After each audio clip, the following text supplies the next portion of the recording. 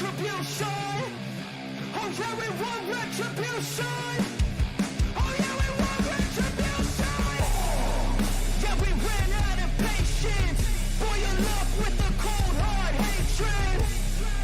I can feel the vibration. Feet in the streets, it's a new sensation. I wanna break faces on the pavement. I wanna make greatness look complacent. Adrenaline awakened, I can taste it. We can make an impact, grab and then take it. Like a disease, bring them to their knees. Beg for their disease. Rage is like a wind, spread into the streets. It's time to make them bleed. 'Cause we just want retribution. Let's go light up the darkness. Make true of an empty promise. Flip cards into weak and harmless. Take to the streets and turn them to a mosh pit. 'Cause we want retribution. Oh yeah, we want retribution. Oh yeah, we want retribution. Oh yeah, we want retribution.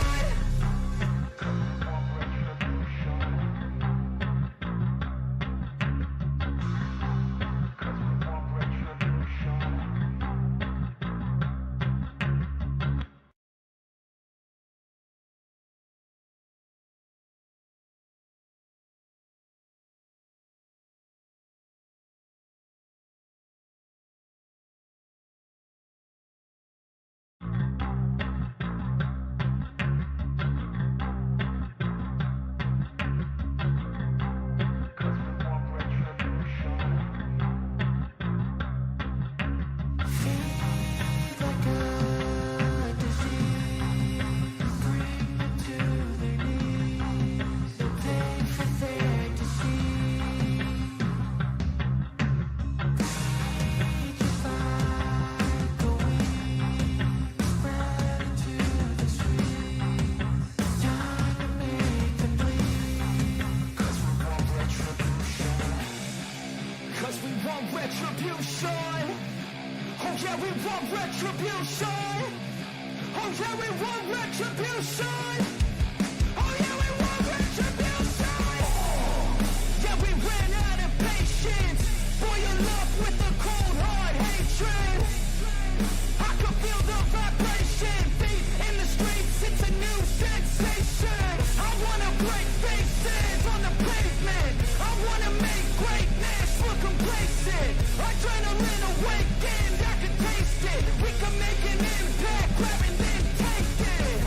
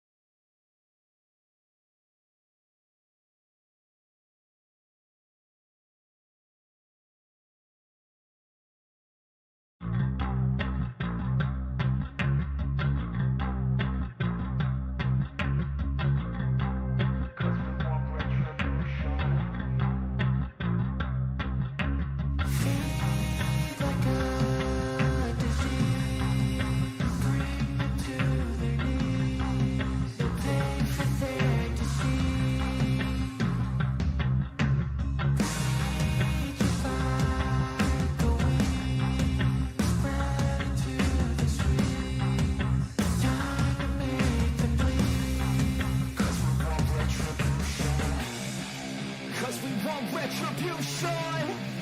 Oh yeah, we want retribution. Oh yeah, we want retribution. Oh yeah, we want retribution. Yeah, we ran out of patience. Boil up with the cold hard hatred. I can feel the vibration. Feet in the streets, it's a new sensation. I wanna break faces on the pavement. I wanna make greatness look complacent. Adrenaline awakened, I can taste it. We can make an impact, grab and then take it. Like a disease, bring them to their knees. They feel their disease. Rage is like a weed, spread into the streets. It's time to make them bleed. 'Cause we just want retribution. Let's go light up the darkness. Make true of an empty promise. With gods in the weak and harmless. Take to the streets and turn them to a mosh pit. 'Cause we want retribution. Oh yeah, we want retribution. Oh yeah, we want retribution. Oh yeah, we want retribution.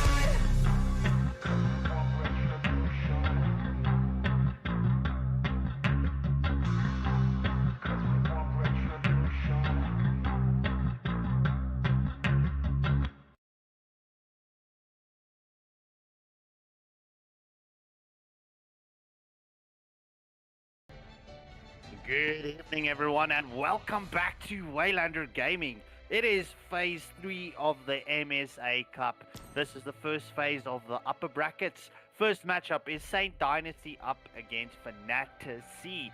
The winners here will be going through to the upper bracket semifinals, and well, losers will go through to the lower brackets. This is going to be an eventful one. I mean, I'm expecting a lot coming in from both of these teams. This match right here that we're featuring here in the upper bracket quarterfinals is definitely finals worthy. But nonetheless, ladies and gentlemen, I am joined tonight by Rika and Lotus once more. How are you guys and lady, or how are you, ladies and gent, feeling?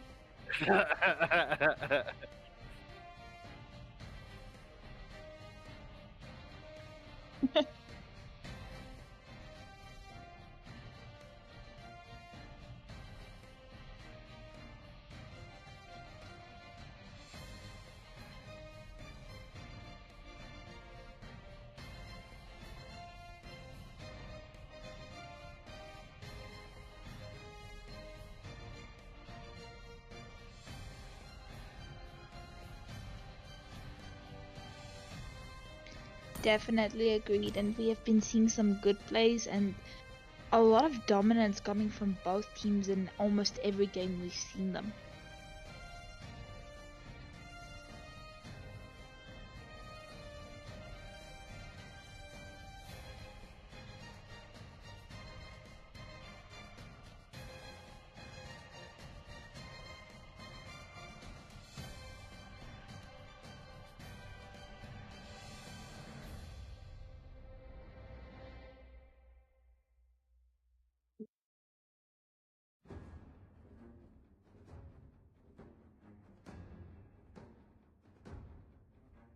Oh well, bro, I'm expecting a Grok or a Eve or a Camilla to come into the mix. I mean, look, I'm definitely expecting the rework Grok to be picked up.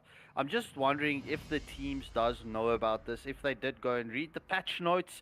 But yeah, Eve and Camilla also being buffed. So there's three very strong heroes now. I'm very curious to see how this one does play out. And Rico, just to quickly add, the video has been uploaded, so it is set for the break.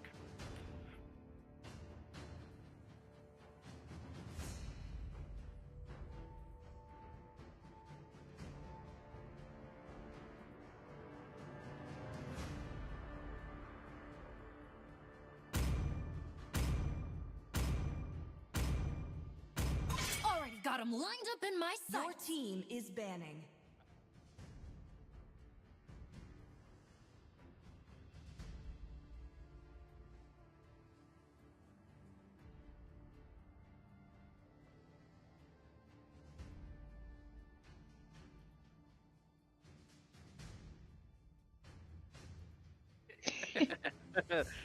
I will choose my own Your path. team is banning.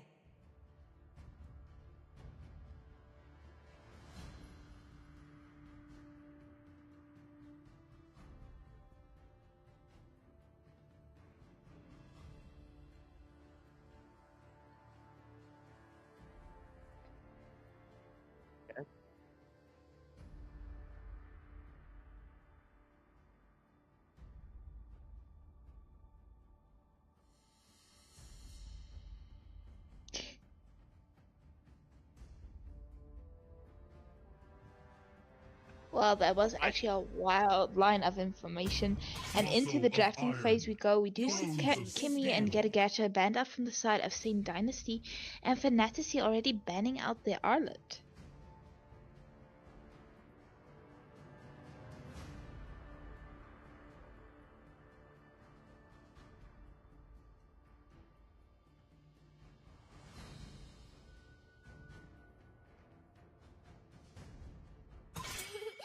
To me, Your fun team is all that banning. matters.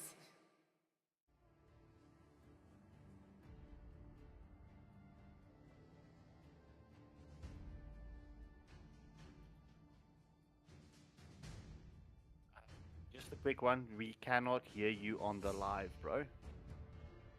Yes, you.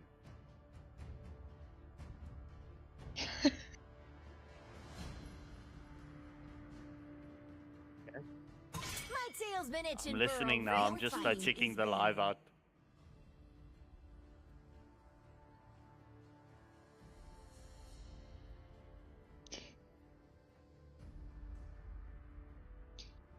Continuing with the bands, it's Well, that was actually a going with the wild trend of line of roamers from the information. side of Saint And into Dynasty the drafting banning phase out we the go, we Kalea. see Coco Pop's Kimmy getting and to Getagacha respond with banned the out ban. from the side of Saint I'm Dynasty. surprised that there aren't any strong junglers banned, especially with Conquer in the mix. But Minotaur is surprisingly getting banned. But we all know how strong Robin is on the Minotaur. But Conquer not waiting and picking up the YSS. I mean, YSS is definitely My one of those size, three born heroes by that thy needs wish. to be Let's get contested. lines and Rika, size. there's no sound coming in from you onto the stream.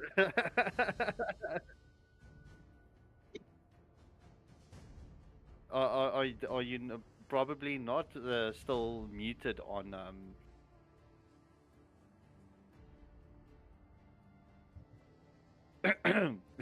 So Scar Mhm. picking up the Zushan and Blitzo going with the CC.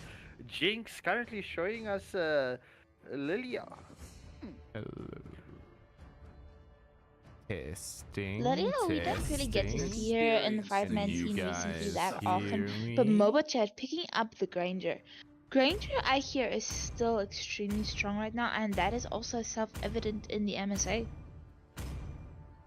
It's time to go to the Arid show. Payback. Your team is picking. Jinx going for the Farsa pick, and Blue immediately picking up the Lancelot. So Lancelot might have a field day with the Granger and the Farsa in the early game if he has the ability to do so, because Saint Dynasty would definitely want to protect the squishy marksman and mage.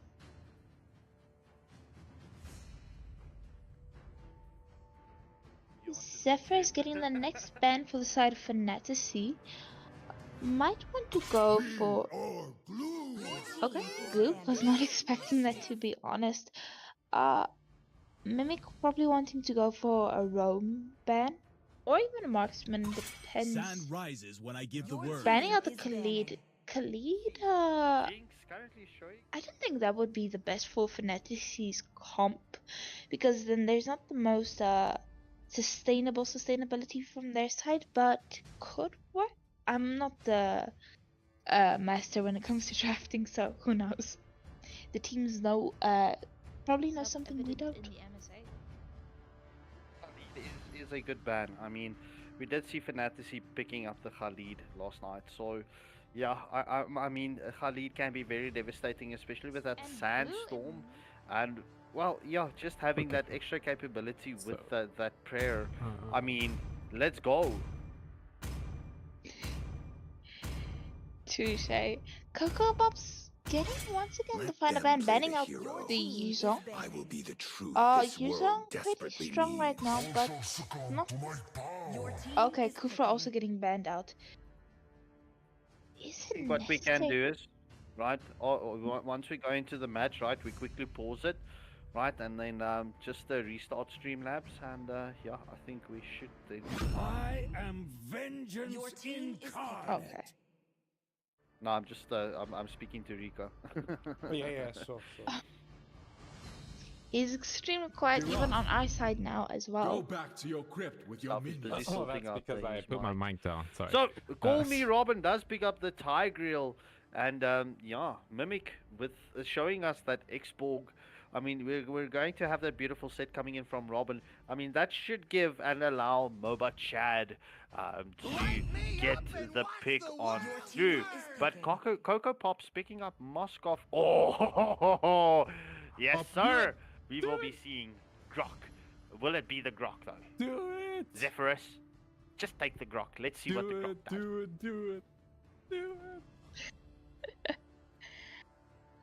What is interesting though is we're gonna see from the side of Fantasy a Moskov once again versus the Granger, but I wonder if this Granger will actually fare better No. versus Moskov. Grok, bring Sorry, us Cup. Grok. Oh, come on, just do it. Just do it, man. Come on, please. Oh my lord. Let's go. Different. Is your mic sorted now? No, it's not. I'm just commenting. Sorry, I need to leave you guys to do this because it's not.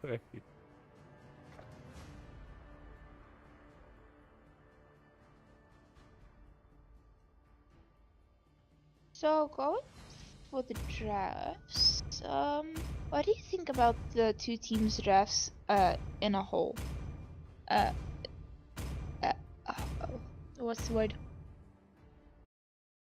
The whole with the W in the front. I don't know how to. What's the correct term?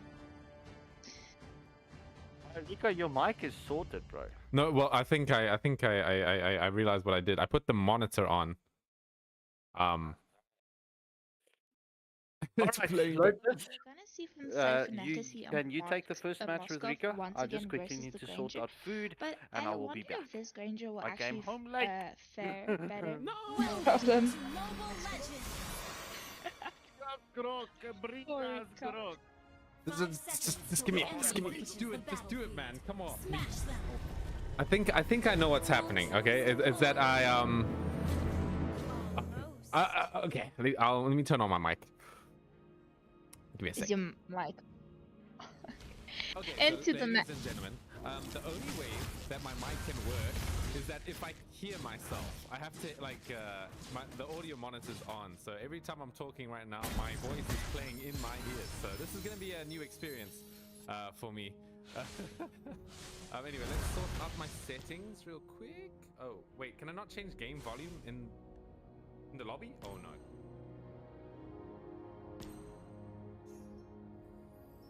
I don't think you can.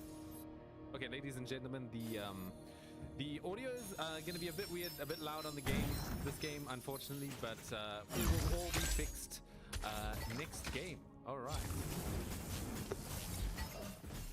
So into the match we continue.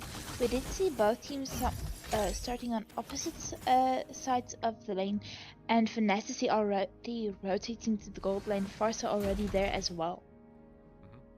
Okay, I'm very excited to see this Grok here. Okay, we're going to look at the Grok being pushed back. You're taking quite a lot of damage. One thing that Grok does not have is extra defenses near walls anymore. That has changed. He now just gets a shield. Like when that passive bar of his charges up, he gets a shield there. And that shield, when it's active, he gets extra physical defenses when it's active. That is interesting. But do you think it was the best decision to pick up a hero that got revamped just the day before and you haven't had much time to really get used to the new hero? I think it's viable to pick up new heroes like this. I think for the main strength is that the enemy doesn't really know how to play it. So you're going to see the clutch steal coming in from Conqueror. I see that the tooltips are actually working in the tournament lobby now as well. Call me Robin, also getting a little bit of action done for himself on that side of things. It's going to be a blue buff raid coming through from the Mercedes Saints here. This is kind of catastrophic for Fantasy. That is true, but I messed up my camera angle right now. But we do see Mimic quite low right now, almost getting chased by Blitzo, but has to retreat. Alright, so I think this game is still fine for Fantasy. They are playing a Lancelot, so there's always that possibility that he's going to be able to just take over the game when he gets online enough. True. I have no idea what I just did to my camera. It seems that we are dealing with a lot of technical difficulties tonight. It is unfortunate.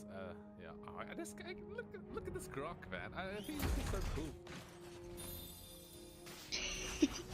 It's like he kind of looks like he's always charging up his first skill, and that's because he is, right? So his next basic attack is empowered when he's got a full bar like that, and it's similar to what the first skill used to be. You're going to see Blue moving around with that Lancelot. Some good stuff. I'm sorry. Sure, but no. It's a new experience for me here, listening to myself. Fantastic.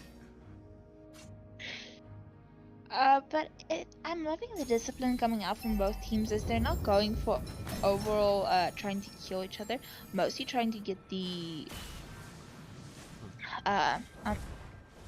map control and the control in the mid lane. Yeah. Ladies and gentlemen, that should be a bit better. I should be a bit louder.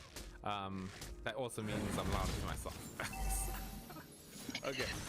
Anyway, we are going to see the second turtle fight coming out from both the teams here. Nice implosion coming in from the side of Robin. It's going to be enough to there's the wild charge onto a few members of the side. You're going to see the power of that ability here, but Fantasy are the ones taking the brunt of this engagement here, as Coco Pop's unable to get too much done when it came to that fight. That's going to be another turtle going to the side of Saint Dynasty. Good plays coming out from the side of Saint Dynasty. It's almost 5 minutes into the game. They managed to secure a 2.5k gold lead, as well as 3 kills. Yeah, and I was saying that the Lance is quite strong in a comeback situation, but this is a YSS as well, so he's going to be very dangerous when in terms of the snowballing effect. So we are going to see Jinx coming with defended airstrike. Nice kill onto Scar. That's quite a valuable kill to get. Remove that Zushin annoyance earlier into the game. Sure, I don't think any of the mages can ever come on par with a Zushin when it comes to annoyance. I mean, Farsa and Sicilian are crazy, but we do see a conceal play coming out from the Tigreal, but nothing achieved with that. We're seeing a Mimic being an absolute menace on this Xborg here. Usually you see CZ dominating lanes on this hero, but Xborg is that kind of hero that can sort of stand up to it. So I think it's gonna work. Definitely. And the first turret of the game going to the side of Saint Dynasty here in the top lane.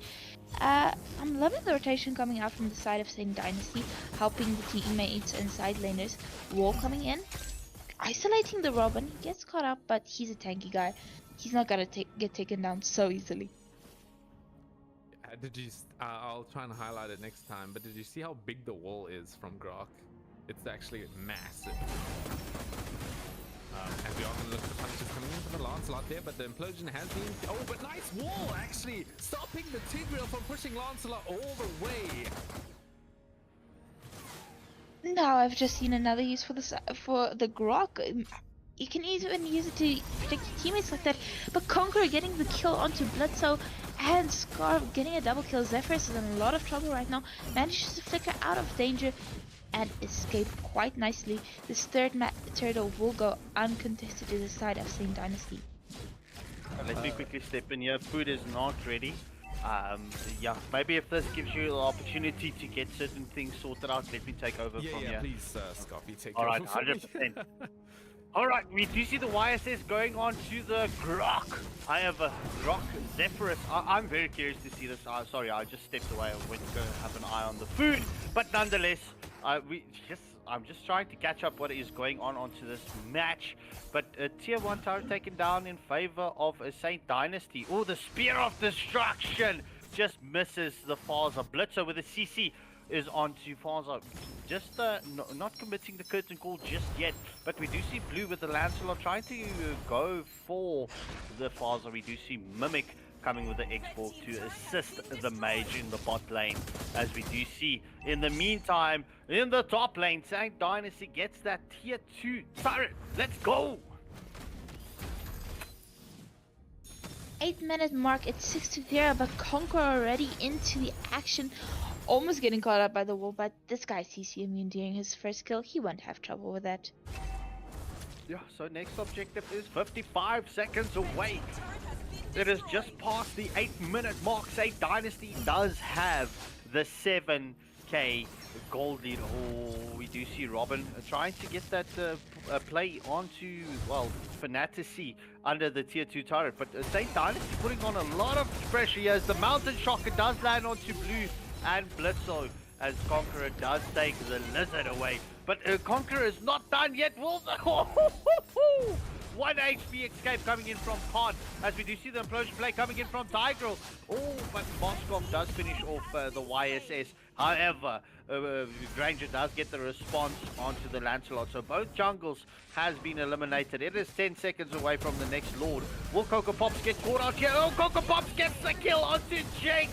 But Moba Chad does what Moba Chad does and gets the revenge kill for his team. So that's a 2-for-2 exchange to both sides. Fantasy finally picking up kills onto the scoreboard. Very much true, and we do see the first Lord of the game. Unfortunately, no longer the Roar, just the Lord. But Mimic doing a good job trying to zone out the CC and the Zushan. As the side of the Dynasty will be waiting for the jungler to be ready to take down this Lord. I mean, look, it is, to be honest, right? Saint Dynasty, they are doing a very good job. But Grok, oh my word, that wall is so big. Sorry, it's the first time I'm seeing the new big wall. This reworked Grok, it seems like something else. I have to say, I like the skin. It's definitely my next hero that I'm going to start playing. But anyway,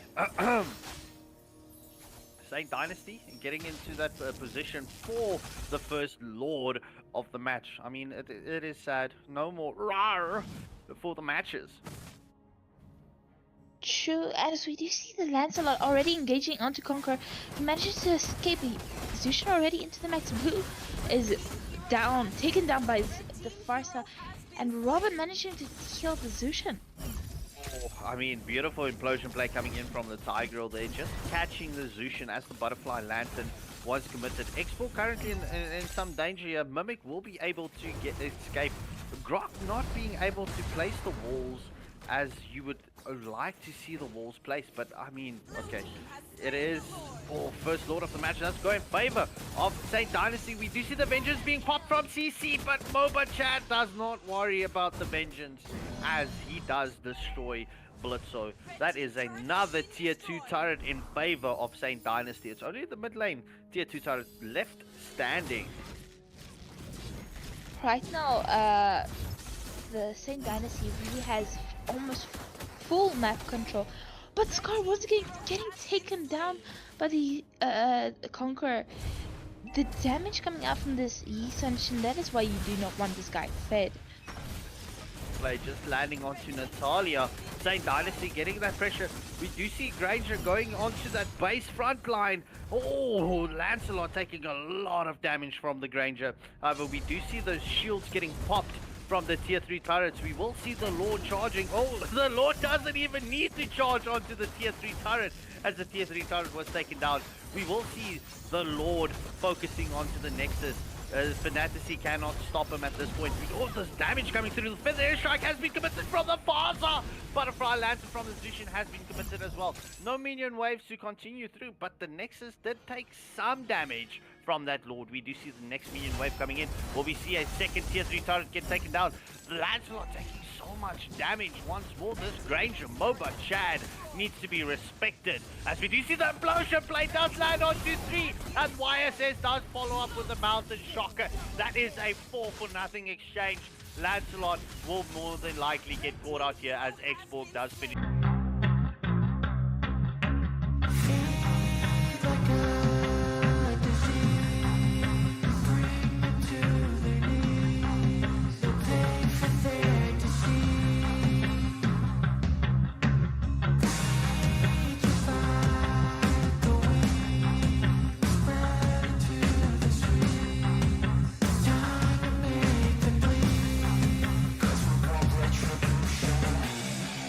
Cause we want retribution.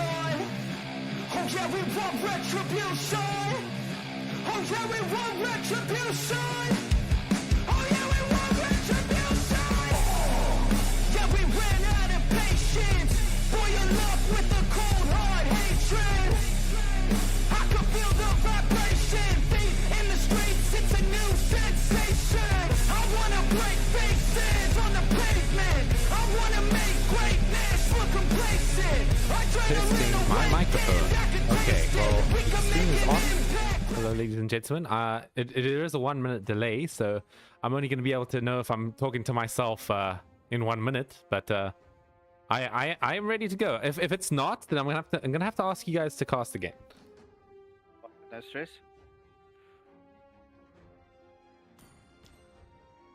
Okay, but I'll say I'm ready so long.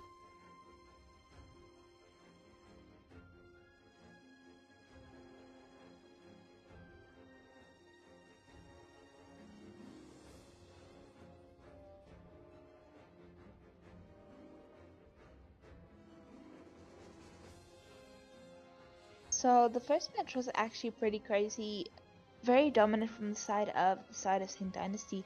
So what was your opinions on the match from Scott? And do you think Fantasy can maybe take us into a third match? Are we live yet? We are. Okay, well, yeah, look, there was not really much that Fantasy could do in going into the match against St. Dynasty. This is entirely different playstyle coming in from St. Dynasty. I mean, look, if we look at their previous matches, there was that one match, well, all of their matches, they had lag issues. But just coming into this first best of 3 series match against Fantasy, it's the first match that they lose. So yeah, not liking the back foot. But yeah, let's see. I'm very curious to see how this next match is going to play out. I am going to vote for my favorites, which is St. Dynasty. So good luck and have fun to both teams, as we will be heading into the drafting phase in a second.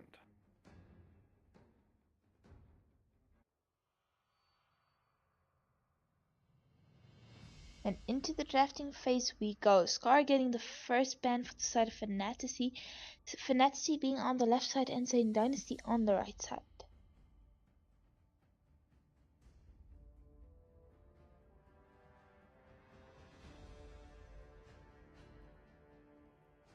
Alright, that sounds 10 times better, Rika. That sounds... Okay. Can you hear yourself? I think I could hear myself. Yeah, I think I should be good, ladies and gentlemen. So, I can do some work here. Now that I don't need to hear myself while I'm casting, that's great. Your team is banning. Let's go. 1-1 and Kimmy being the first bans from both sides. St. Dynasty removing Kimmy. So no traction pulse for the side of Fantasy. And well, 1-1. Why 1-1? It's always 1-1. I mean, what was just exceptionally annoying to play against. It has got quite a solid win condition, right? Is that you just get enough attack speed to be untouchable. You can dodge so many skill shots with it, and you have a purify if you do get hit by one. So I think it's worth it. Also covers a Granger pick, right? Even if it's for your enemy, it makes Granger really good if you can pick up the 1-1. I mean, if you can ban out the 1-1. But I mean, it's also like that, right? Like, why are you banning 1/1 and then if the enemy picks Granger, you can pick the 1/1 and then be good against it. Look, I don't like the 1/1 getting banned out so early on, but I mean, look, it's a respect going regardless, however which way you look at it. But yeah, bro, it's for me is 1/1 receives so much hate. It's really crazy. It's I don't like the hate that she's receiving. Alrighty. As we see the other standard bans coming through, the YSS, the Lancelot, two junglers that were present in the last game as well. So things are gonna change this match. I think hopefully for the best for Fantasy. No bias obviously towards Saints and Fantasy here. Saints, they've definitely shown what they can do in this first game. They steamrolled the enemy. I think the Grok was good. It's just, yeah, you could see the uncomfortableness on the side of Fantasy, right, with the hero. I think, but as I said, it's a double-edged sword. You're confused about how to use the hero, but the enemies are confused about how to play against the hero as well. So I think it's good both ways. Well, look, just to add to that, right? As you mentioned, it wasn't very comfortable with the Grok.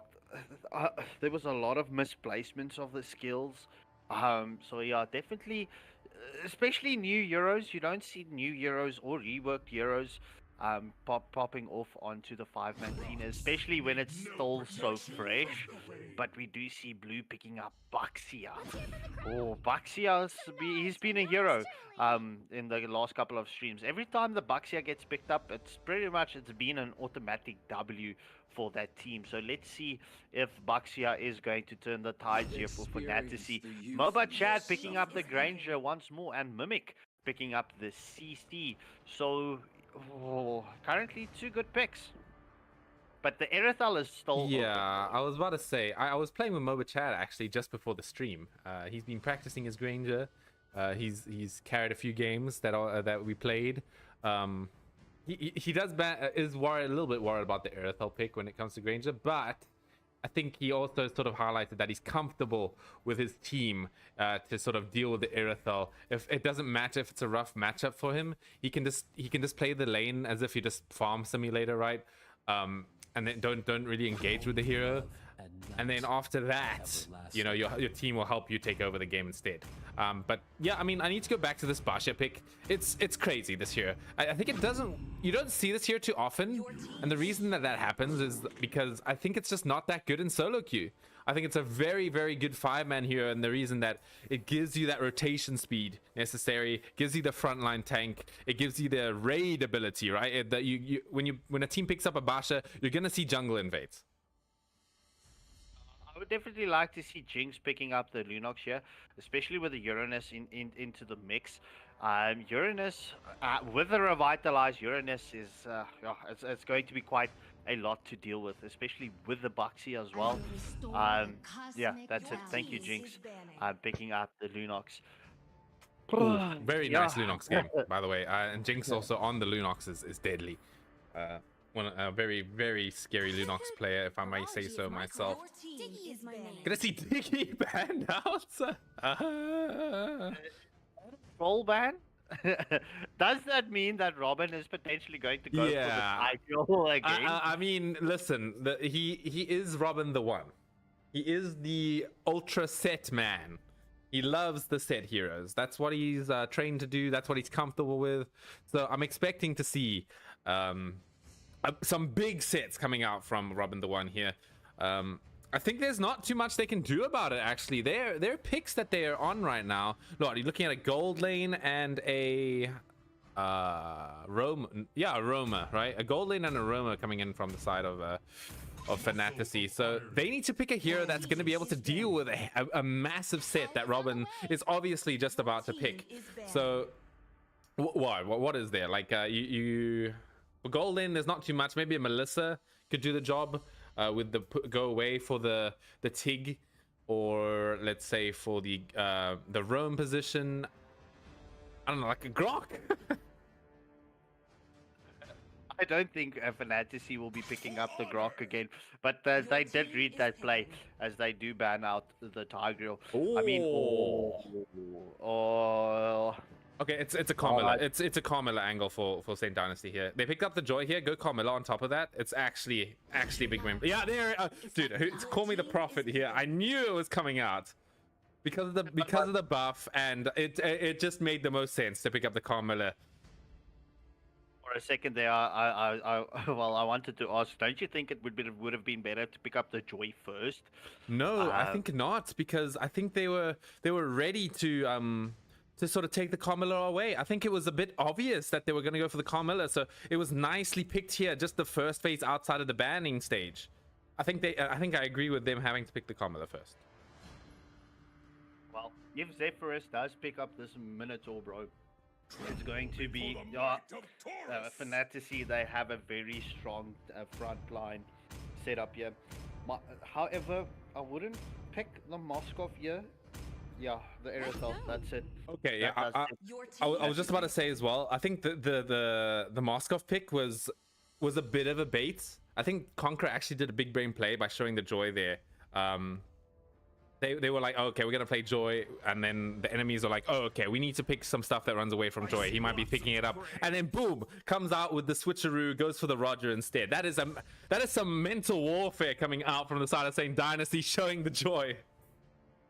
Bro, but even Roger, right? The Roger. So there's two tank killers in the lineup for Saint Dynasty: Lunox and the Roger. Roger, bro, especially when it's in his human form, he does proc. He does take away that armor from the tanky lineups. Well, My food just arrived, so Lotus, if you don't mind. I think. Well, thank you, Scorpio, for the draft. But just gonna finish up that point there. I think Roger's first skill, I think it's not that good at melting tanks. Sure, it has that armor reduction, but it's flat armor reduction. So what that means is that it's good against squishy targets. But I will agree with you that Roger is the tank killer for the reason that his passive gives you that % damage based on missing HP. So, Beanies, just to answer your question, Rika really loves his Joy, okay? He really loves it. Alright, ladies and gentlemen, I'm going to be handing over to Lotus and Rika. Let's go. 5 seconds till the enemy. Alright, Lotus. This was a big mental warfare sort of draft here. But in the end, I think, in my opinion... Oh, no, let's hear your opinion first. What do you think about the outcome of this draft? Who won the draft on paper?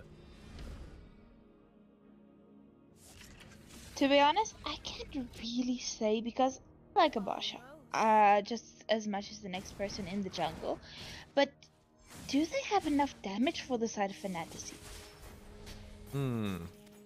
I think they're gonna run out at some point for sure. Well, not run out, but I think they might not be able to scale into enough damage. They have the Irithel and the Sicilian for the ultra late game damage, that's for sure. They are running a Uranus comp though, so it doesn't make too much sense in my opinion. If they're running a Uranus combo, like a Uranus comp, then they're going to be going for the early game. We're already seeing a little bit of a gang coming in from the top lane's Conqueror with the Mimic, going to be able to get first blood on that Uranus. And now, the early game that Uranus gives, it's not going to be there anymore because they're shutting him down.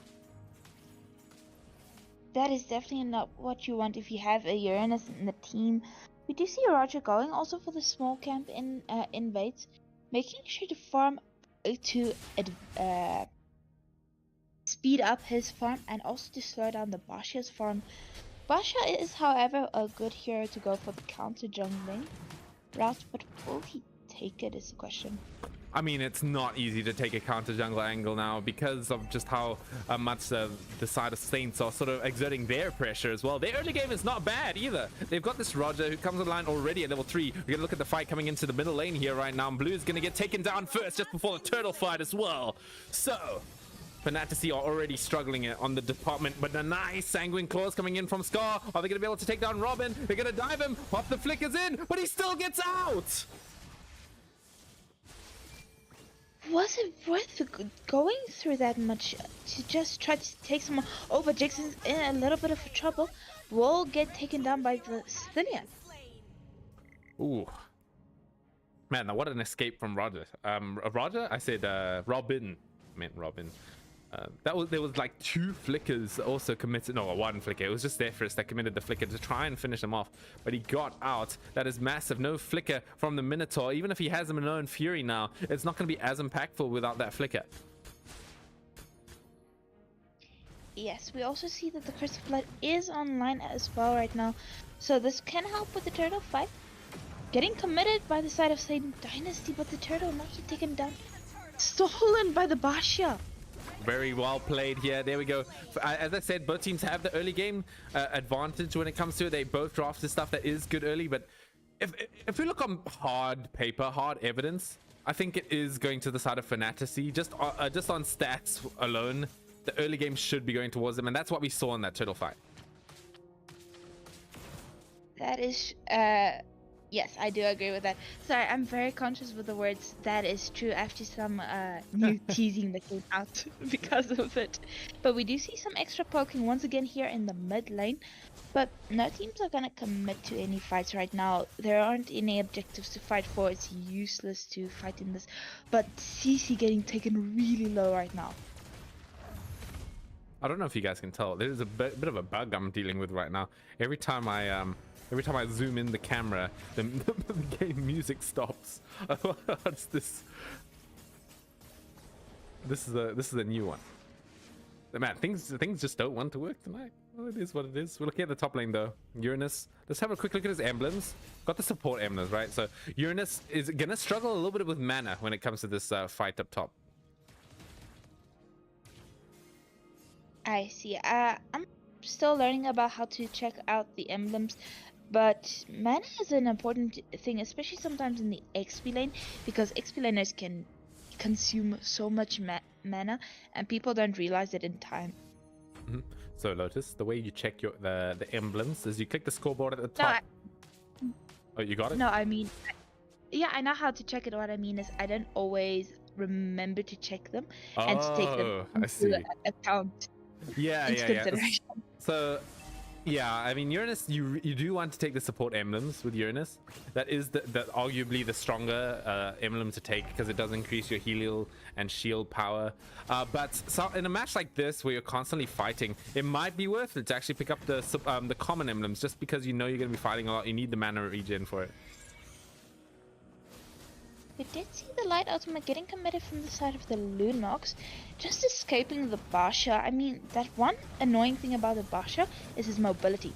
Curse of Blood was committed, but no team fights. Roger is actually gonna go for an invade in the enemy jungle. Looking at CC's gonna get taken down. Yeah, CC getting taken down. No regen available for her because of that Basha. You know, he's got... I'll take a look at his items in just a second here. Yeah, he's got the Uranus with the dominance ice on top of the Basha passive. CC is not regenerating. This is gonna be a tough match for the CC. Basha already also just invading the Roger's jungle. I don't know if he took the small creep or not, but just that map presence that the Basha gives right now, especially with the help of the Sicilian, is putting a lot of pressure onto the side of St. Dynasty. Yeah, I mean, this is 100% a different game compared to the first one, right? We saw Fantasy get kind of stomped, and now we're looking at a little bit of resistance coming from the side of Fantasy right now. We're going to look at Mlbb getting gone on by this Basha here, but there's the Curse of Blood only onto one person. Unfortunately, we're going to see the Lunox also commit that light side ultimate, the Brilliance going through, but Robin is going to take the brunt of that. It's going to get taken down, killing spree for Basha. But in the meantime, Conqueror is just clearing his entire own jungle and Basha's jungle, and that is what's keeping up their gold advantage. Yeah, I mean, they do have a gold advantage. You're right. It's quite amazing that they're able to keep it, even after, you know, a few unfavorable trades. But the thing is that I think it's all comes now down to decision making.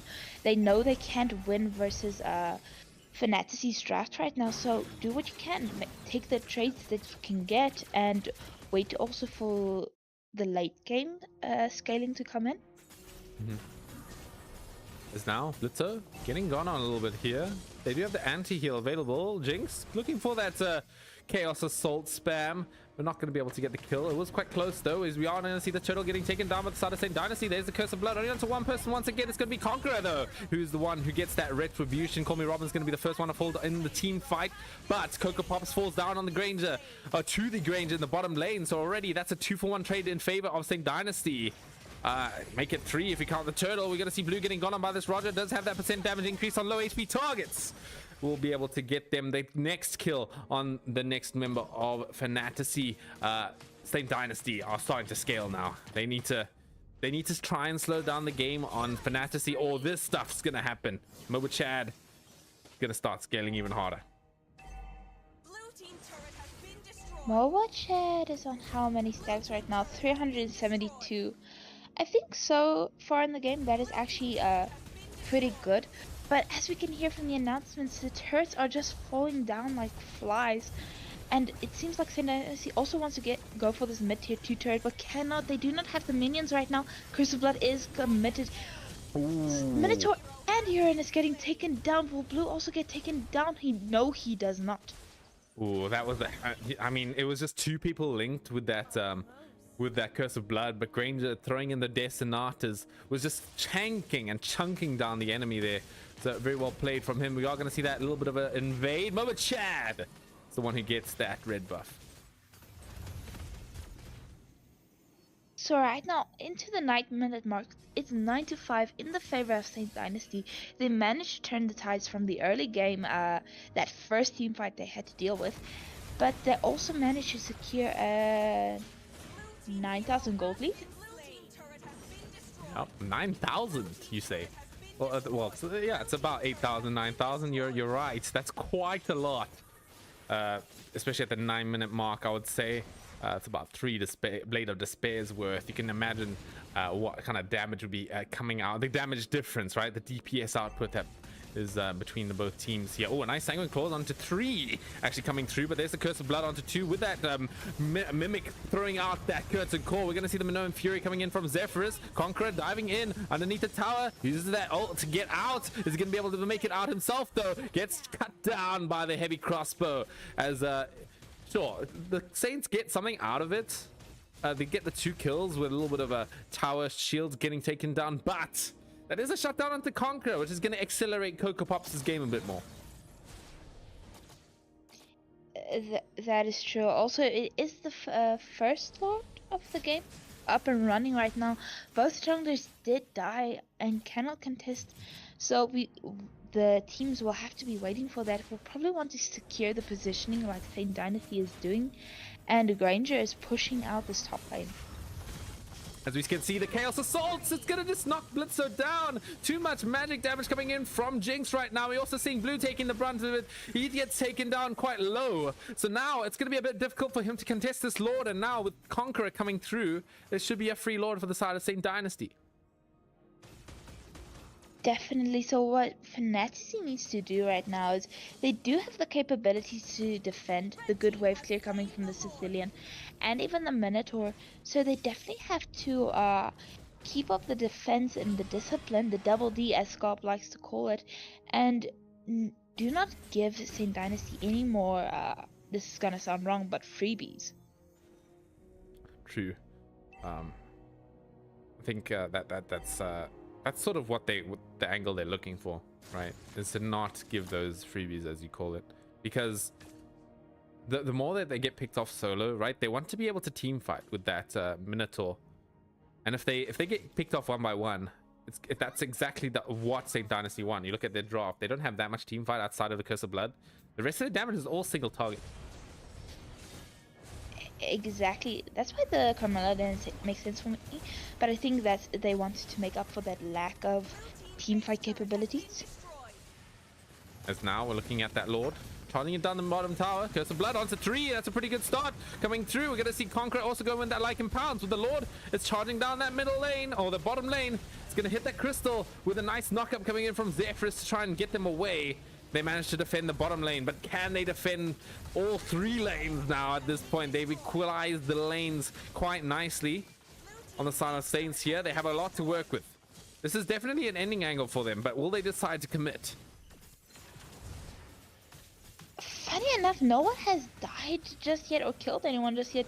It's right now about trying to get the objective, and Fantasy is doing such a good job at defending it without sacrificing any members. Yeah, that's exactly what they wanted. I'm sure they would have liked to maybe end the game. That would have been a little bit better. True. St. Dynasty also seems to want to push in the lanes. Maybe in this case they should even try to freeze the lanes, because oh, but we do see the engagement here in the bottom lane. Will they get caught out?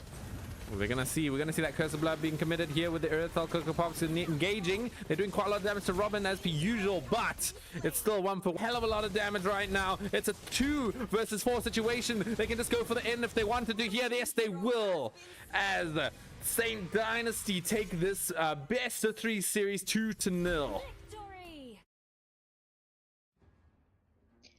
Beautiful. Coming out from the same dynasty, taking it 2-0, just like he said, making it a clean sweep and sending Fantasy into the lower bracket. Oh, they were. This is the upper bracket, isn't it? I forgot. I thought they were gone. Well, to anyone who's confused like me, they are not gone. They are getting sent to. What a first best of 3 series matchup for the evening. What a way to start it off. I mean, but yeah, St. Dynasty. I mean, sorry, hiccups there. Oh my word, am I going to be able to talk? Anyway, Really wondering if it. Sorry.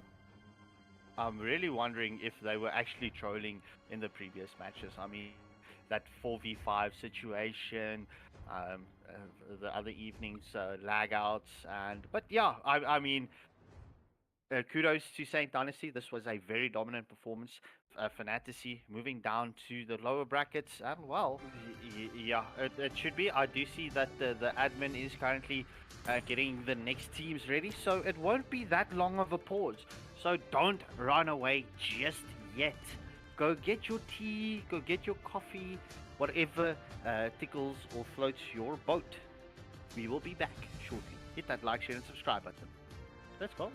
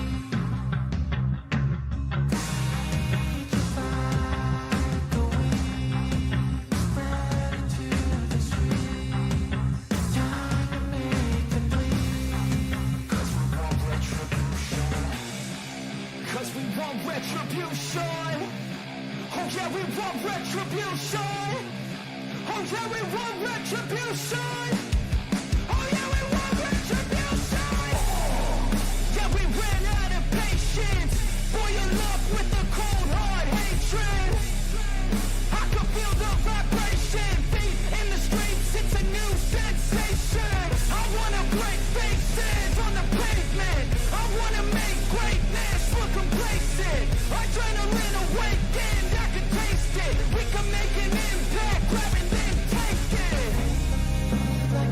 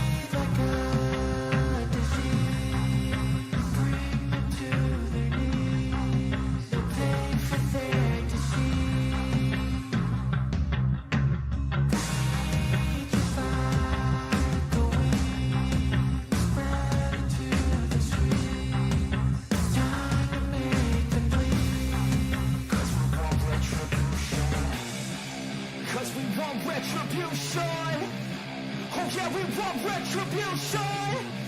Oh yeah, we want retribution.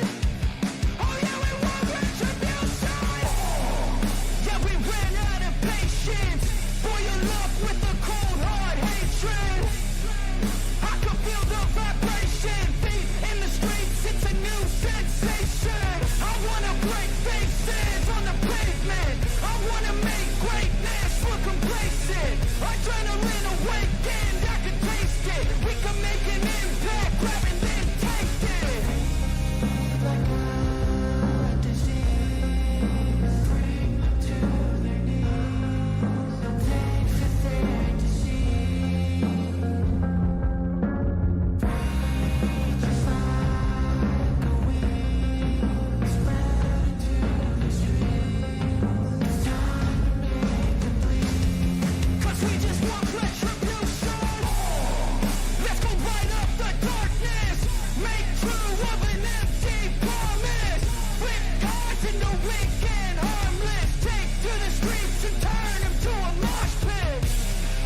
'Cause we want retribution. Oh yeah, we want retribution. Oh yeah, we want retribution. Oh yeah, we want retribution.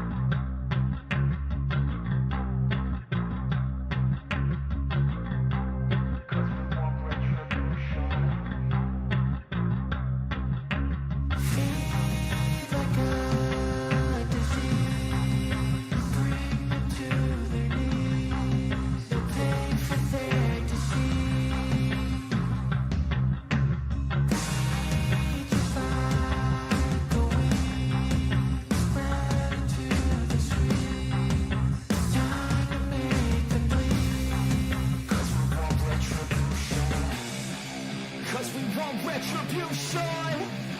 Oh yeah, we want retribution. Oh yeah, we want retribution. Oh yeah, we want retribution.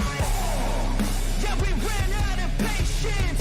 Boil up with the cold hard hatred. I can feel the vibration. Feet in the streets, it's a new sensation. I wanna break faces on the pavement. I wanna make greatness look complacent.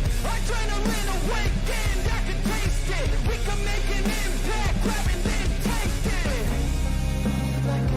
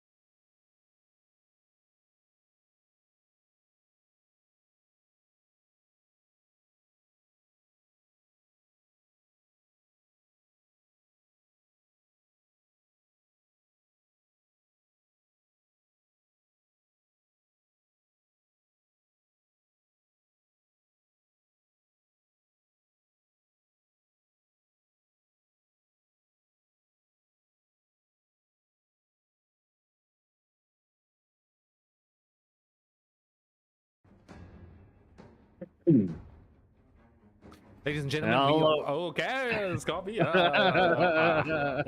Okay, rock, paper, scissors. No, I'm kidding. I'll go first. Ladies and gentlemen, welcome back to MSA Cup. This is going to be the second match of the evening, the second and final match of the evening, with Yala Skip versus Vikings x Gascom. But before that, we have a special guest with us. It is Conqueror from Saints Dynasty. How are you feeling after that beautiful win against Fantasy? Thank you, Seppy. We're feeling good. We're very happy with how we performed. I think everyone in the team played really well. I'm very happy with what we did and how we played. So yeah, I'm feeling good. All right. Let's start with the questions. Scorpy and Lotus, let's start with anything you might need to ask our friend here. I don't think it's a secret. I mean, I voted for you guys last year in the MSA Cup. I did the same this year. It is pretty much that Saint Dynasty is my favorite team at this point of stage. So, Con, I've got a question on heart that I need to ask you. First off, right, were you guys trolling the previous matches? Especially when we look at the 4v5 match and also with all the lag issues that you had previously. Was that a tactic not to show the teams what you guys are actually planning for the higher stages? Or was it just coincidental and tonight just putting on what a dominant performance, bro? First off, I'd like to say thank you for all your support from the previous years till now. It's really appreciated. It makes us feel good with what we do. So yeah, thank you so much for the good words and the support. To be honest, I know like when we started versus Exodus, we played really well. The time when we did 4v5, I will be honest, we weren't taking those matches too seriously, specifically those ones. Versus Equinox with the lag issues, I really was having some lag issues, which was a bit of a problem, and I think everyone in the team overall was not in a good sort of mind space. I wouldn't say we're trolling. We were definitely, trying to win those games. So coming back now into this match, it was very good because like leading up to it, we're all hyped, we're all excited, locked in, getting ready for it, and we just wanted to, put out a good show, and I'm happy that we did that. So yeah. All right. Okay. Well, I'm gonna ask my. We're running a little short on time, so I'm just gonna ask my question real quick, and then Lotus, you can have a way with it. My question to you was, it's a two-part question. One is, what do you think of this Grok rework? And two, did you expect to see it come out in that first game? Grok right now I think is really strong. It's a really strong pick. Maybe not crazy strong, but I definitely think it's a good pick. We were actually expecting the Grok to be taken because we were actually planning to take the Grok ourselves to put it on EXP. But then it was just a matter of we just wanted all our lanes to have like a guaranteed win in the lanes. So that's why we went for one of the better matchups against CC, which is the Xborg, right? Because that can win that.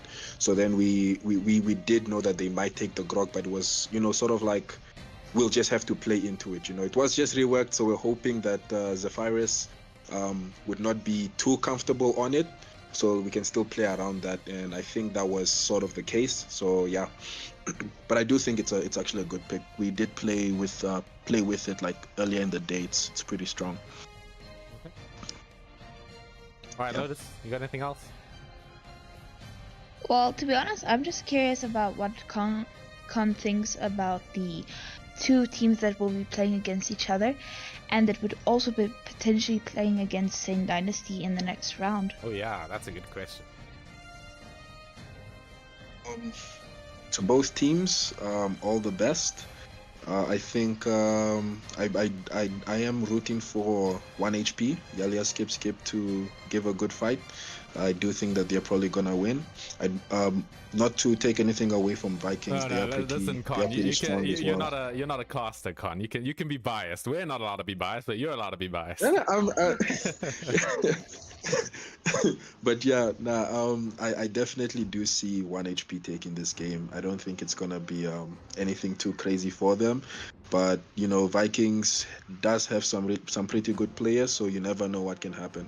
So yeah, and to them, whoever we do end up facing, we are waiting for you, and yeah, that's it for me. All right. Well, thank you I so think much. we can go Con. Yeah. Thank full you. send. We can go full send and send it. All right, Con. Thank you, bro. Much love for you Awesome. and the team. So good luck. Yeah, we will Much only love be to seeing you you too. most potentially on Friday night. So GG's, and once again, what a dominant performance. I'm going Thank to you. continue praising this match because I mean Fantasy was undefeated up until facing you guys. So yeah. Anyway, I'm off. I need to go assist my partner. Yeah, good luck, ladies and gentlemen. Please hit that Awesome. like, share, and subscribe button before we jump into the next best of 3 series. Cheers, guys. Good luck. Cheers, Con. Thank you. Alrighty, and cheers, Scarpy. Cheers. So, ladies and gentlemen, Double? it'll be you and Lotus. I mean, you and Lotus. It will be you, Lotus, and I for the rest of the night here. I think Waylander and Scarpy are a bit busy with PUBG, so we should be ready to go into this match. Lotus, you said you need 1 minute. No, I was talking. Oh, they asked while we were still doing the interview, so I asked for 1 minute. Oh, right, I see. Okay. Yeah. So this is the match, the last match here. I think Vikings Gascom now are the underdogs in this situation now again in the same sort of position as Fantasy last game up against Saints, but I think this is going to be a bit closer because Vikings are really scary, and 1 HP have they're exceptionally good, man. I mean, so it might not be as close as I think. I think it all depends if because I saved my Virus nation gets from falling ahead, right? apart. I think Virus is the key player to 1 HP Yalla skip when it comes to this best of 3. I do agree with you, but didn't. It's like blood. Nah, I'm tripping. It's fine. But we do see the bans coming out. YSS from the side of the Vikings and Carmilla from the side of 1 HP. For some reason, I felt like I saw Virus just a few minutes ago in one of the matches. So my eyes are playing tricks on me tonight. Curva getting the next ban for the side of the Vikings. Yes, they did change the name to Vikings X Gascom. But just for short, we're just gonna call them Vikings. Or we could call them Gascom. Well, I mean, that works as well, but nah, let's go Vikings. That's the core of their name. They've got the VKG there. In fact, I kind of want to call them VKG. You know, it's got V and a G on it, so Vikings Gascom. That makes sense. I'm gonna start calling them that instead.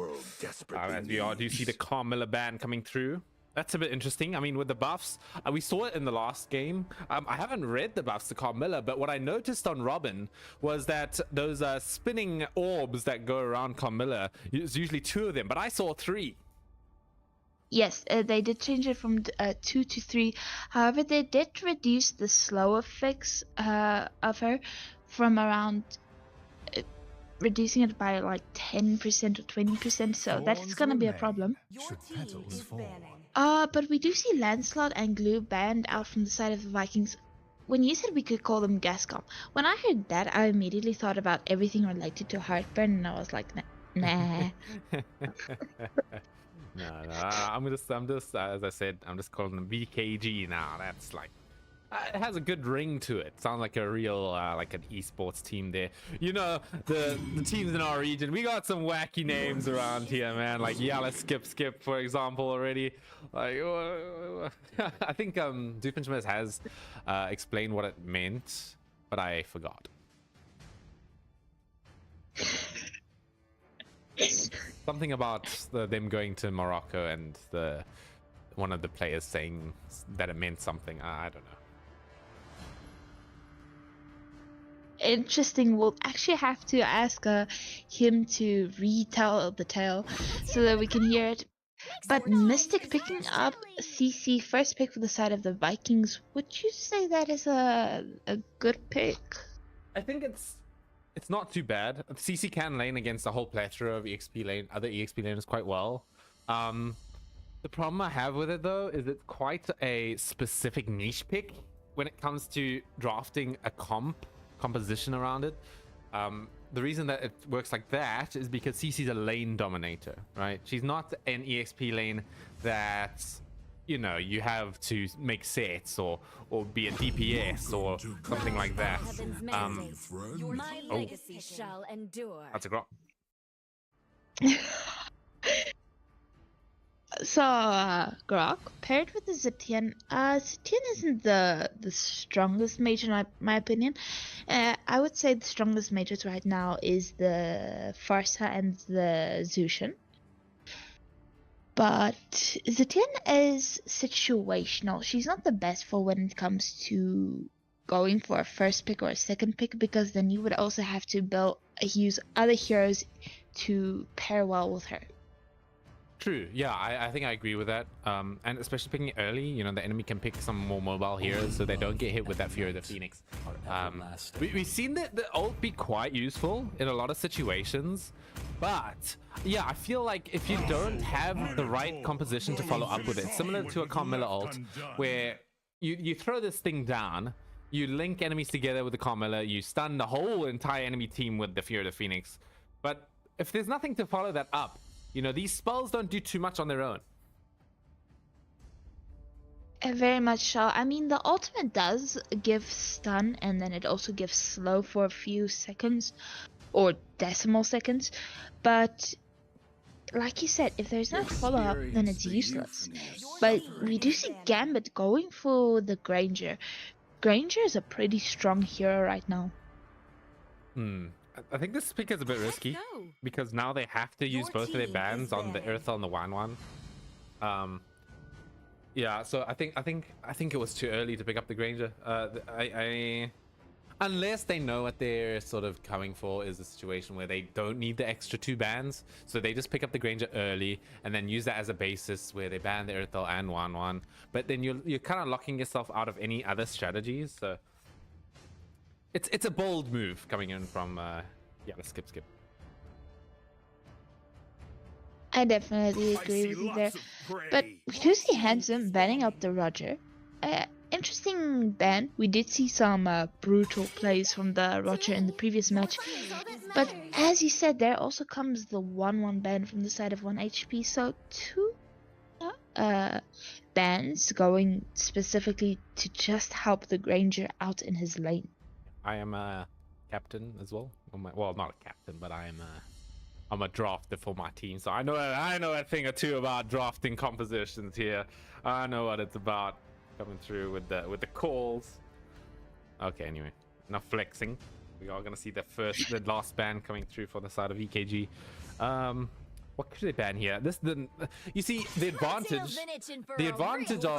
of pulling a move like that that Yala Skip did there with the Granger pick into the Erytha 1-1 ban is that it does make it very simple for your game plan to move forward. It shows that they have a clear understanding of what they want to be drafting, and then that in it, sure, it gives away a lot of your strategy, but that in itself is a bit of a it takes your mind off of the strategy aspect and just lets you lock into what's in front of you instead.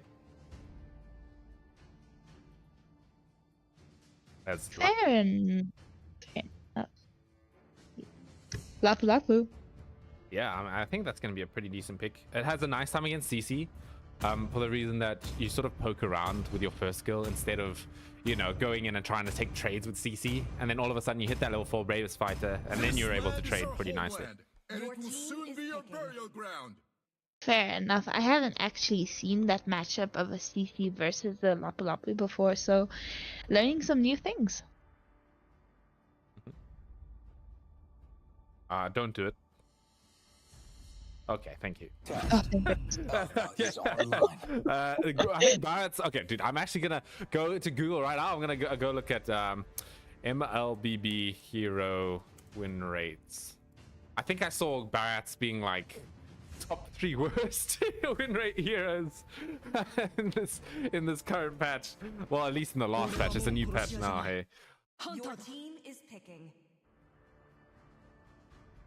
So the next two picks from the side of VKG was Handsome picking up the Hereth and Cat Mlbb going for the Alpha. Yes, there will be the hero swaps going on between the players, but they've got some good CC and AoE for the side of Vikings, but just not a lot of mobility. Yeah, VKG's their mobility is a bit lacking. I will agree with you there. Outside of the Harith with the Zaman Force, but even then you're sort of contained into a certain area when you pop it on the floor, and I feel like the Grok can punish that quite well. As we now see, that's going to be Virus picking up that Hayabusa. I think it's well placed. There's quite a lot of like singular targets that the Hayabusa has a good time against. Also, it like avoids the man fight against the Alpha, so I quite like that pick. As I've just looked on Google now, Barrett's win rate's not that bad, surprisingly, at the moment. But anyway, we don't. There's no Barrett's here right now. Yes, but what is the win rate? I'm curious. Oh, it's 49%. Oh wait, no, that's in the past 1 day. Oh wait, hold on. I'm gonna look at the past 30 days. I'm gonna hurry up with this win rate. You've got around 10 seconds. Let's see. Okay, it also looks like it's going to be the 49. Yeah, it's still 49%. Okay, it's apparently not the worst peer to pick. But still, I feel like I haven't seen a Barrett's win in ages. But anyway, ladies and gentlemen, welcome to the second and final matchup of the evening. We do have the notorious Yala Skip versus the side of VKG.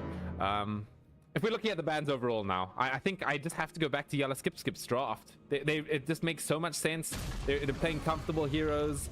They had a really good like sort of draft, and there's nothing to really get this Granger out of business. So I'm really liking that aspect of him. I agree with you there. Also, I like the AoE and CC coming out from the side of the Vikings. It's just the AoE and okay. the CC. You have this the CC to deal with the Lapu Lapu, but this Grok could be problematic and can so easily isolate people like Gatagatcha, the Sicilian, and the Hereth when they go into team fights, isolate them, and his team can just follow up, especially with the Zitian Sphere of the Phoenix, if you think now about this in team fight wise. So it seems like the team fight capabilities from the side of 1 HP is just better.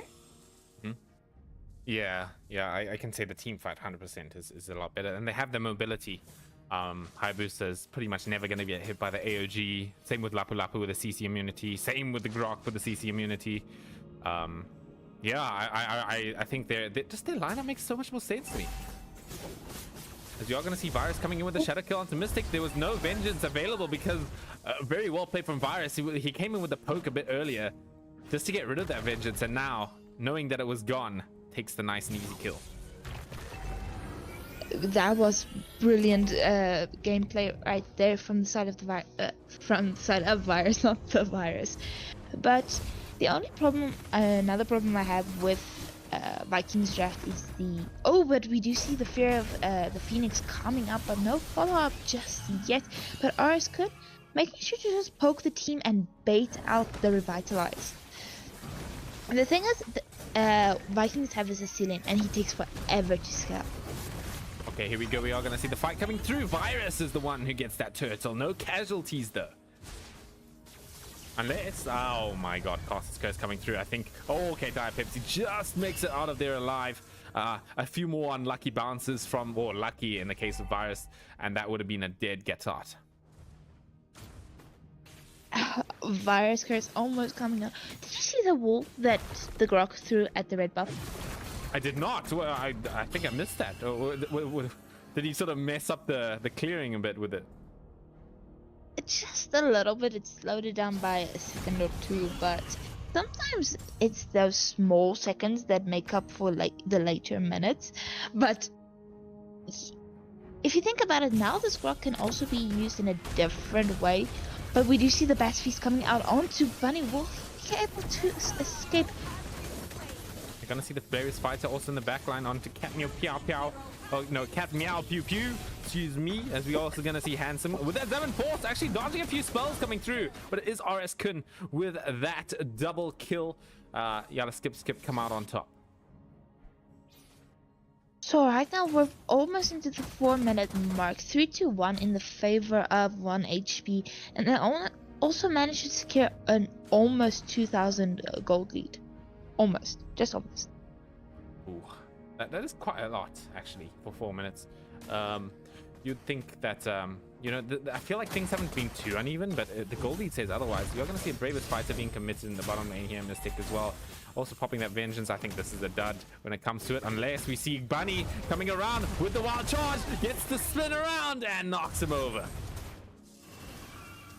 Oh my goodness, but Hayabusa onto Kerba didn't manage to take them down, but just has to poke him and just eliminate him from the team fights by either removing his HP and killing him. But we do see that once again the engagement here in the mid lane. Handsome barely escaping with Diet Pepsi. Oh my goodness, that was close for the side of the Vikings. Yeah, if he wasn't playing Harith, he would have been dead. That was a nicely placed wall coming in from Bunny. You can see the power. I think Bunny has obviously played this a bit more than what we saw in the last game. It's a lot more familiar with sort of how this hero kind of works. Able to be quite annoying with you know, the walls and the CC that Grok can provide. It does seem so, but interestingly enough, I just saw that I think the name of his ult also changed to Tectonic Charge. Oh. Okay, now it's Tectonic Charge now, guys. Thank you. I'll remember that. As I think the Tectonic Charge is it's actually such a massive team fight spell. When I played it, you can get it does so much damage even if you go full tank build. If you hit a squishy with it, it just like nukes them to half HP, especially with the armor scaling with it. It's not called armor in this game, it's called physical defense. I see. We did see the conceal getting popped by the I think it was Grok, but no commitment just yet. There was this tension going on in the mid lane, some in the mid bush, some in the lane itself, but no one wanted to commit just yet. Avatar of Guardian, used defensively, managed to take him out quite safely as 2 XP laners to brawl it out here in the bot lane. Oh, I mean, look at RS Kun, man. He's playing this matchup perfectly. Oh, we are going to see the solo kill. Sorry, I missed that one on camera. You can see exactly what Hayabusa does in this situation. Finds the Sicilian, easiest kill of his life, gets it nice. This is why I say the Sicilian has issues. Oh, but Pepsi is gonna get taken down with Handsome this time. But the Sicilian, it's already almost 7 minutes into the game, and he is still stuck on 65 stacks with the overflow. That is the problem, is even if you have a lot of spammability in the first few minutes of the game, it still takes almost 5 to 8 minutes to get 100 stacks where you can really start spamming the first skills. And this just takes your Sicilian forever to come online because he constantly has to retreat from mana and can't always participate in team fights. But the third and final turtle does go to the side of Yalla Skip. Yeah, just looking at that replay again, man. That's what I was talking about, Dan. That Tectonic Charge is called now. It's so much damage, and the CC that it provides is so long as well. I think it's probably balanced that way just because of the way that knockups work right now. The tenacity, or it's called resilience, you know, and the immunity to stuns is it affects knockups. So, you know, to make up for that, Grok's ult is just it's such a strong tool. And the AoE, I believe, is also being increased of it. Like, you can be nowhere near Grok and you can still get hit by the knockup from Tectonic Charge. I really hope this guy does not show up in rank, because then all my stars might be going down. I don't want to deal with that. Well, I mean, this early into the rework, maybe you're happy that there might be on the enemy team, because then you're going to get people that have no idea how to use it. You know, that's also the hope. But anyway, right, if you're against someone like Bunny on this Grok, man, you're scared. You're going to see the AOG coming through. Wait, what? It's trying to come out. He's trying to pump it, but it's not coming through. Look at that Grok. Bunny gives a 3-man knockback with that first skill as Granger takes down the Gatot Kacha. Here comes Oris Kun with that Bravest Fighter. Needs to pop the flicker defensively here, but there it is. The shadow kill coming in from Virus. Not going to be enough damage to take down Mystic, though. She's quite a tanky CC. True. We do see the first Lord of the game up in 20 seconds, but Harith is in a bit of danger right now. Might get taken down, does not. These narrow escapes coming out from Handsome is quite handsomely done. Very, very handsome, I must say. Well, look, he's not having the most handsome game, I will say, going 0-1 and 0. And Harith, I just don't feel like Harith can scale that well anymore with the Starlium nerfs. You know, in my opinion, the biggest nerf to Harith was just that Starlium Scythe change where it's 5 seconds cooldown now, because that was how he had that like insane damage output. And now he just does not have that anymore. He has to rely almost solely on magic damage instead of that true damage spam. I'm sure he has the item now, but you know, it comes out once every 5 seconds. It's too long of a time. So it basically affected the Harith the same way it affected the Joy. Yes. But we do see the shadow kill coming out from Hayabusa. Fear of the Phoenix also committed, but to no avail, unfortunately. I also noticed, did you see the way that Grok, when they were going for the Lord, he also threw the wall? I think a Grok also makes zoning capability so much easier for his team right now. Oh, here we go. A little bit of a team fight coming through with the concealed play coming through from Yellow Skip. We're going to look at a nice knockback onto the wall from Bunny. But now, and also a pretty good AOG coming in from Diapepsi. They're going to be able to punish that Grok Bunny. But look at Kun. Oris Kun is making it out with no HP whatsoever. Virus wants to get a little bit of action with the Quad Shadow. Won't be able to find anything. That's going to be a 2-for-1 trade only for such a ambitious dive coming through from Yellow Skip. What? The items necessary to even survive a dive like that, but they also knew they can't sacrifice too much. Shadow kill coming out. AOT used defensively. Diapepsi almost living on the edge right now and getting out safely, but that was too close for comfort for the side of the Vikings. Oh, but the catch coming in from Diapepsi on the Hayabusa before he could use that shadow kill. That's a pretty good start to the fight coming in from BKG, but they get blown up by Gambit on that Granger. He is just pummeling him down, but it is 3 versus 4 right now, so they need to sort of get out of there. Bunny gonna take the brunt of it, but does have that CC immunity to try and get out. Should be able to. Yeah, you can just see that knockback skill on Grok's first ability. It's so annoying. It's a stun effect, it's a team fight effect, and it's also a disengage effect. You know, someone's chasing you, just slap him back. That is actually very useful for Aroma, I think. So we're almost into the 12-minute mark, 11-4 in the favor of Yala Skip, and they also have a 6.4k gold lead. Once again, Bunny gets Look at this red button. Where is it going? It's doing the 360, man. This Grok is making some weird stuff happen. I think this new Grok is gonna be more of an issue when it comes to jungle than a Franco would be right now in the 5-man scene. And oh my goodness! Some weird tech with this thing, man. I'm just showing the replay now. Well, guys, I'm sorry. 1 HP. We've caught your strategy on 1080p. Oh no, my stream only goes to 720p. But we still caught it nonetheless. But so everyone's gonna steal that strategy now. If your game is gonna be streamed, you should know that your strategies are there for all to see, even though you do not speak it out loud. Look at this camp coming in from the Yellow Skip. Diapepsi's gonna face check. What should be Diapepsi that face checks here. So that's a good good so far. We are gonna see a nice little engagement coming in from Bunny, but Gatot is a hero with a dash. We can jump over that wall, but no contention on the Lord, I'm pretty sure. Right now they have the Lord. They might want to sync up the lanes this time. Make sure to not overextend like they did last time, because when they tried to go for that inhibitor turret the last time, the lava was low, everyone else was low. So you definitely want to keep the health high, do not overextend, sync the lanes, and have an ending angle. Because now we're just, I think, yeah, let's skip. They're just waiting for that Lord. I think both teams don't really want to engage on each other at this current moment, which makes a lot of sense.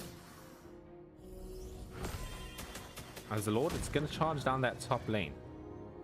I think it's pretty good for the side of Yalla skip. They can just let the Lord push out on the top, and then they can sort out the other lanes in their own time. They're doing a nice freeze. Definitely agreed. Bunny doing a good job trying to check all the bushes. Just giving some good information for his team. Is it her team? I'm not sure if Bunny is a girl. It sounds like a name a girl would pick, but yeah. Okay. I mean, look, I think Grok is gonna be also is an insane hero for tower diving. Just you put up the wall, just going with the wild charge. It's as simple as that.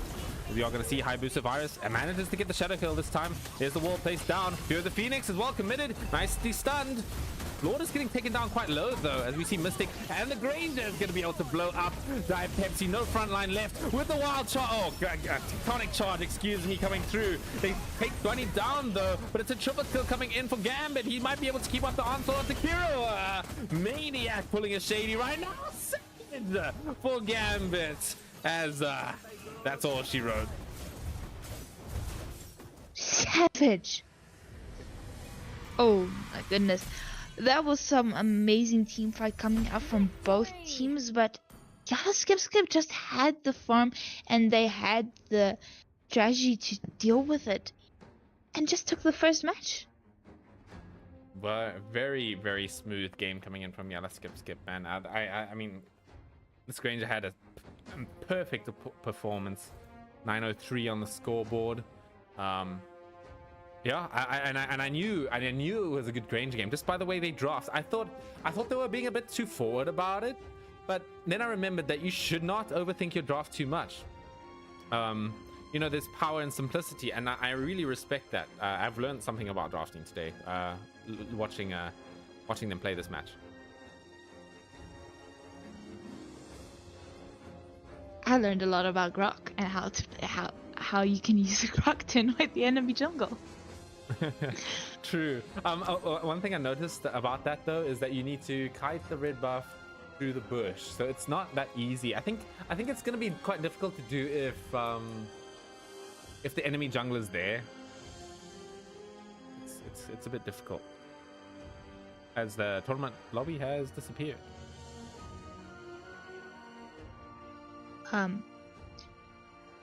Why? I don't know. Ladies and gentlemen, we should be back into the lobby at some point. Oh no, there it is. Here we go.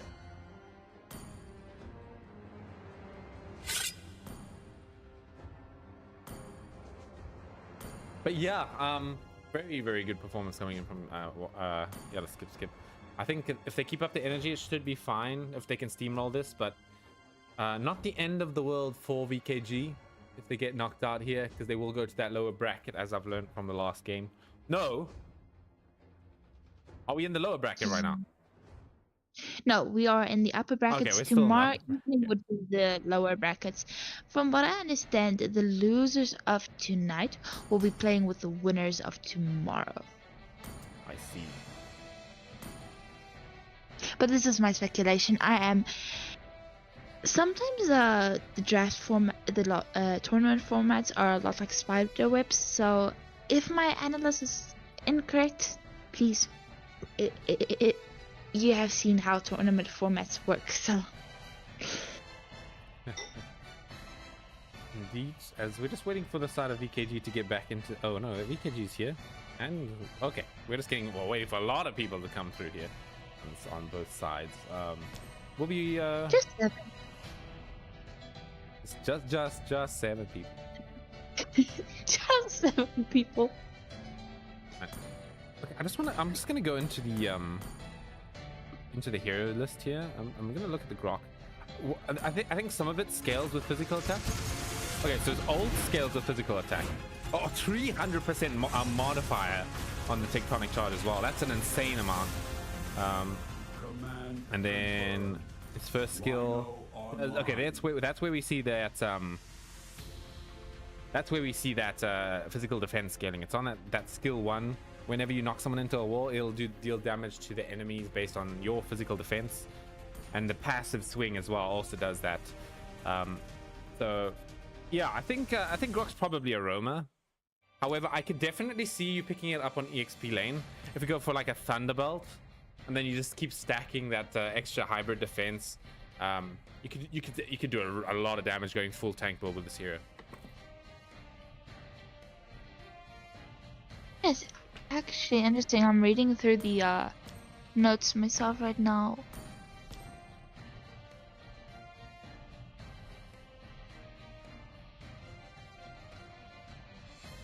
Grok, we might actually be able to see him a lot more in the 5-man scene, and unfortunately also, viewers, beware, you might also see him in the ranked lobbies from now on. Be warned. I think it was a much needed change as well. We haven't seen Grok at all within the last like few months, really. Forgotten hero for sure. I've seen more Nana than I've seen Grok. Do you know how good it is sometimes for a lot of people? There was this one time when we were playing in the... I was playing classical rank, but then there was one player with this hero, Grok, that was super bad at that time, but he played him like the hero was meta. I never wanted to see a Grok after that. A few days after that match, I had a Grok on my team. I tower dived, and then he threw his wall in front... behind me, so I couldn't escape from the enemy tower. Oh my lord. Is like I mean, I expect that to happen a lot more as well. If Grok becomes popular, he is a troll hero. He has the capability to troll your allies with that wall. You know, cut off your allies' escape. You know, block your allies' minions. It's got the whole package of trolling your own team. Ooh, but I'm thinking about a strategy though. What if you at level 1 you took wall level 1 and you blocked your mid lane minions so that it forces you to it forces the enemy minions to crash under your tower? Then that means you could have lane priority over the mid laners. Hey, that's a bit of thought for food for thought for you guys as well on using this wall. This wall is versatile. Actually, that sounds like something that we have got to try, that I want to try after this stream. But speaking of the stream, we are back into the tournament lobby and into the drafting phase.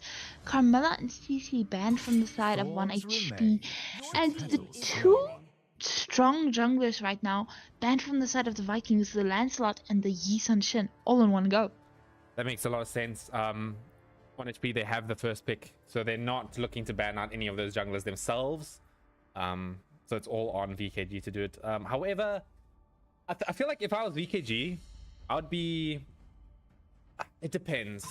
What would probably happen is that you can do a strategy where you can leave both of those junglers unbanned and then you take one of them. But since 1 HP you do have first pick, they're definitely going to take the YSS over Lance. I feel like YSS is a bit more consistent when it comes to those two heroes. I definitely... I think I see what you mean, but the Uranus also getting banned off from the side of 1 HP. The thing is, these two assassins banned from the side of Vikings, I think they're the strongest assassins at this point of time, especially with the win rates, contention rates, etc. But it's good to also get them out, so this also opens up maybe more rotations and team strategies, because you have to play around that when it comes to your jungler and the type of hero he is. But Zetian getting banned out from the side of the Vikings as well. Zetian isn't actually ban worthy in my opinion, but what do you think about it? I think I agree. I think it's not that great. There we go. This is This is some truth this world desperately this is a good start, right? Yuzhong is a hell of a safe pick to start your draft off with. It doesn't really lose lane into anything. As BKG steal the Grok away. The problem with going with the Yuzhong first pick though, from what I also learned last night, is if you go with that, because we are living in the sustained meta, wouldn't you want to leave the meta hero maybe for a little bit later? Because he does have a few counters that you have to be careful of. I disagree. I think it's perfectly fine to first pick. If they go for a counter because the hero is so meta, then you can just counter the counter. I feel like the heroes that do counter Yuzhong are quite counter-able. But anyway, that's just my opinion. We're gonna look at the next few picks right here. The Faramis coming out. Oh, Ghostbusters. Beatrix also getting picked up for the side of 1 HP. Okay, I mean, that could work, but wouldn't you also want to leave your marksman for maybe a little bit later? I think it's fine. Okay, wait, I don't think it's fine actually. I'm just thinking about it a bit more. There's Irithel and Granger open. These are the and Wan as well. All three of those heroes actually counter Beatrix pretty hard in lane. But I think the hero that Beatrix is scared of the most is the Lolita. And so they've already picked their Roam in the XP, so they're not scared of that. I don't know if any of you have played the Beatrix into Lolita matchup. It is unplayable. What happens with the rocket launcher ult specifically, the Bennett's Rage, is that Lolita will reflect all of them, all of the rockets, and then focus them down into one area. You get hit by literally everything. But there's the Granger coming through to counter the Beatrix a bit. I quite like it. I think from Handsome there, it's a safe pick. But Beatrix is a sort of a hero that's not exactly that risky to pick. You focus your lane down with Bennett's the rocket launcher, you clear the lane as fast as possible, and then you go and join your team and you play with the sets that your team provides, right? So a hero like Granger, sure, she can poke Granger can poke Beatrix out of lane, but Beatrix does have the option to play safe. True, as we do see the next bands coming out, which is the Claire from the Vikings and Valentina from 1 HP.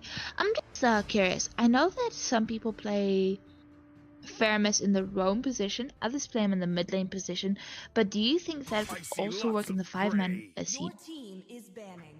I think Faramis Roam has fallen out of favor quite a lot, just because I think the meta has sort of moved towards tankier, tankier front lines with sustainability. So a roamer like Faramis would not work too well. The reason that they did pick up the Faramis in this situation is because of the glue, right? The Ghostbusters is what Faramis' second skill is called. When you slam that on the glue with all his when he splits up, it just drops the nuclear bomb on anyone near him. So we're definitely gonna see that interaction coming out. As Bunny picking up the Atlas, coming onto that last pick with the Fanny on Virus. I'm liking the quite the bold, ambitious picks coming in from Yalla Skip. This is gonna be an interesting game. When I'm seeing this Fanny versus this and this Lina on the enemy team, I'm thinking of one of the MSC games I watched where Kyrie was playing the Fanny, but he kept getting caught up by Selena stuns. So yeah, this is not a happy moment for me right now. But Joehead getting picked up by Curva. Joehead in the jungle, not something we see in the... I don't think we have seen that in the MSA this season before. No, we have not seen it, but I'm a big fan of this pick. I think it's not meta, that's for sure. He's definitely gonna build full assassin Joehead. The reason you do this is because it's actually not so bad against Fanny. You pick it up, you use that lock-on ultimate ability. Don't know what it's called because we don't ever see Joehead. And then you get like 70% of the time you will connect onto the Fanny and you'll be able to catch her and blow her up real fast because you're doing the full assassin build. It is very focused down to one hero, right? You're picking your last pick just to counter one hero. It can be a bit risky, Especially since there's also a Faramis in the game. One Netherrealm can sort of nullify your pick-off potential with that. But I think I like it. You know, it's a situation where VKG are quite desperate. They need to come up with a bit more of a interesting plan rather than something set in stone to try and take this game away from Yellow Skip. So I'm a big fan of it. Also, one more thing, Grok's wall. That's going to be an interesting thing to see against the Fanny. Actually, that would be. Also, a fun fact, Jawhead's ultimate's name is the Unstoppable Force. Well, that's a quite appropriate name for that. Definitely, he sees him in when he ults, so that sort of makes sense. But yeah, I'm gonna take a quick peek at this gold lane here. This is gonna be a hard matchup for Gambit. There's not much he can do in the lane, but as I said before, it's not about winning lane on Beatrix. It's about getting enough farm to just come and join your team and then provide way more damage output that Granger can. Sure, Granger does a lot of damage, but you have to respect the Beatrix damage outside of that. Definitely. Also here in the XP lane, you saw on the glue, these mystical creatures, dragon and gloop, whatever that thing is okay, let's call them marshmallows. Just fighting each other out, but still so sustainable. Oh, we're gonna see a little bit of a fight coming through here. Bunny getting taken down. Dive Pepsi will get first blood. We can see the power of that. Oh my gosh! Look at Virus coming through here with the quick fingers. Gets the kill on the Fanny. Nice and easy. A kill on the Selena. Fanny didn't die. The kill from the Fanny on Selena. Sorry, my bad. But we do see the first turtle of the game going into around 10 seconds coming online. But the thing I love about Fanny is, yes, she has a lot of damage, but she has a lot of mobility. So, but we do see the engagement here in the mid lane. Virus onto Capmio Pew Pew, but not committing just yet. After all, it is the first turtle. You do not want to sacrifice it unnecessarily. Here we go. We're going to see a 4-man rotation coming through onto the top lane here right now. Kubo in position. I think this is definitely... I think this is going to happen. This exact situation is going to happen. Kubo is going to go in where everyone's grouped up. The glue's going to split up and he's just going to nuke the entire team. We are going to see the Black Dragon form coming through. There's Kubo, comes in with a Netherrealm, but Kirua is the one who gets the retribution right there. They are going to be able to clean wipe the floor with that Faramis ultimate. It was beautifully timed. It doesn't matter if they get the turtle. They're going to be able to get 2 kills, maybe make that 3. A nice little launch pad with it all, but it's not enough. Kubo will finish off that Grok. And with just winning that team fight, they managed to secure a 1.3 gold lead. Also with a 3-kill advantage. And it does... Oh, but Selena onto Kubo, but gets caught out. But doesn't die just yet. Both mages getting out quite safely, but Faramis has to retreat. But funny enough, the marksmen here are playing extremely safely, trying to just focus on what is important for these two, which is farming up. Yeah, but if it's weird, right? You see a Granger being picked up, and you think, yeah, this hero needs to farm stacks, needs to accelerate his game. But in this specific matchup, I think the Granger needs to take initiative. I think the Granger needs to make riskier plays, because if he doesn't know that he can actually he can actually win that matchup. Oh, there it is, Unstoppable Force knocks the Fanny up in the air. You can see that interaction right there. It's gonna be that kill onto the Fanny this time. I worded that correctly here. Okay, so Grok with the Jawhead is gonna be very problematic to the Fanny. I mean, Jawhead himself is a big problem to Fanny. Oh, but will Beatrix get caught up? No, senses the danger and immediately escapes. But okay, so Jawhead is a big problem to the Fanny. But if the Grok also starts throwing in his walls and she can't really get out, that's even a bigger problem. Mm-hmm. And what I just noticed as well, that the Grok's first skill, it knocks Fanny out the air. I just saw him do that on coming in from Dire Pepsi. That's crazy. I think we can definitely start seeing Grok being a Fanny counter if you can play it well. I think it's not a hard counter, but it definitely feels pretty nice. Oh, we're gonna see that solo kill coming in from Kirua onto that Beatrix. That's gonna be pretty catastrophic. There's the NetherRealm. He's gonna try and save RS Kun, but he gets blown up. That's gonna be a 2-for-0 exchange and a free turtle on top of that. Red team has slain the turtle. So the side of the Vikings making sure to take both turtles of this match. John, I really hate that ejector of his, but can your people get almost getting taken down, but manages to survive? That was quite close. That's like Lapu last game. Oh, we are gonna see the Jawhead just camping it out. Virus, you need to be kind of careful. That's a Jawhead with an unstoppable force, really. Sort of understands that it is a threat here. Onto RS Kun goes that Jawhead ultimate. Virus also getting caught out a little bit, but he's okay. It just needs to now. There it is. The Fatal Link's coming in from the Atlas, but it's no follow-up.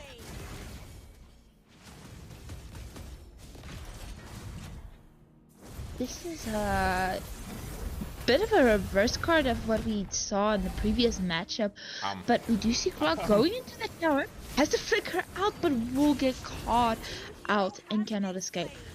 Yeah, that was quite ambitious from Diapepsi. Not sure what he was thinking there. The bonus is, I've just read as well, if you don't hit a wall with the tectonic charge, you'll get refunded 50% of the cooldown. He will have his ult backup when he does respawn quite soon, but yeah, hopefully we don't see that again. I agree with you there. I also think that 1 HP did not think that the Grok would be such a big problem to the Fanny, because then they probably wouldn't have picked it, because we didn't know that the Jawhead was coming. But I think it's okay even if they use this match as a bit of an experiment. Oh, but we do see the engagement here around the blue buff. But You're going to see that Fatal Link onto 2 as well, but again, there's not enough follow-up here. You're going to see the grab onto Fanny. It's going to be quite a lot done with that blue moving around the screen, but he is going to be able to get the kill in the end. Double kill for RS Kun. Now they're going to catch Kirua in the bush. They don't even know he's there. As Mystic's on the run here, should be able to make it out nice and safe. Oh, maybe look at the Ghostbusters. Oh, didn't catch up as the damage did come through at some point. But a nuke Mystic down quite low. We're going to see the Black Dragon form underneath the tower, as that's a kill for the side of Yellow Skip. There's the unstoppable force coming in from Jawhead, but that's a Yuzhong. It's quite tanky. But I don't know if you noticed it there. That's the interaction between Faramis and the glue. I'll play the replay for you guys right here. When the Faramis uses that second skill, you can see the things following him. That's where that little burst of damage comes from onto Mystic there. So Mystic needs to be a little bit careful about interacting with Faramis. but the side of 1 HP is making sure to get the map control into their favor, taking down all the turrets. But the engagement here around the turtle, Tanya is already coming in, but Bunny is already taken down. Now Fatal Links for the side of 1 HP left in the arsenal. Can they take this buff, or would they run? Perva stealing the turtle.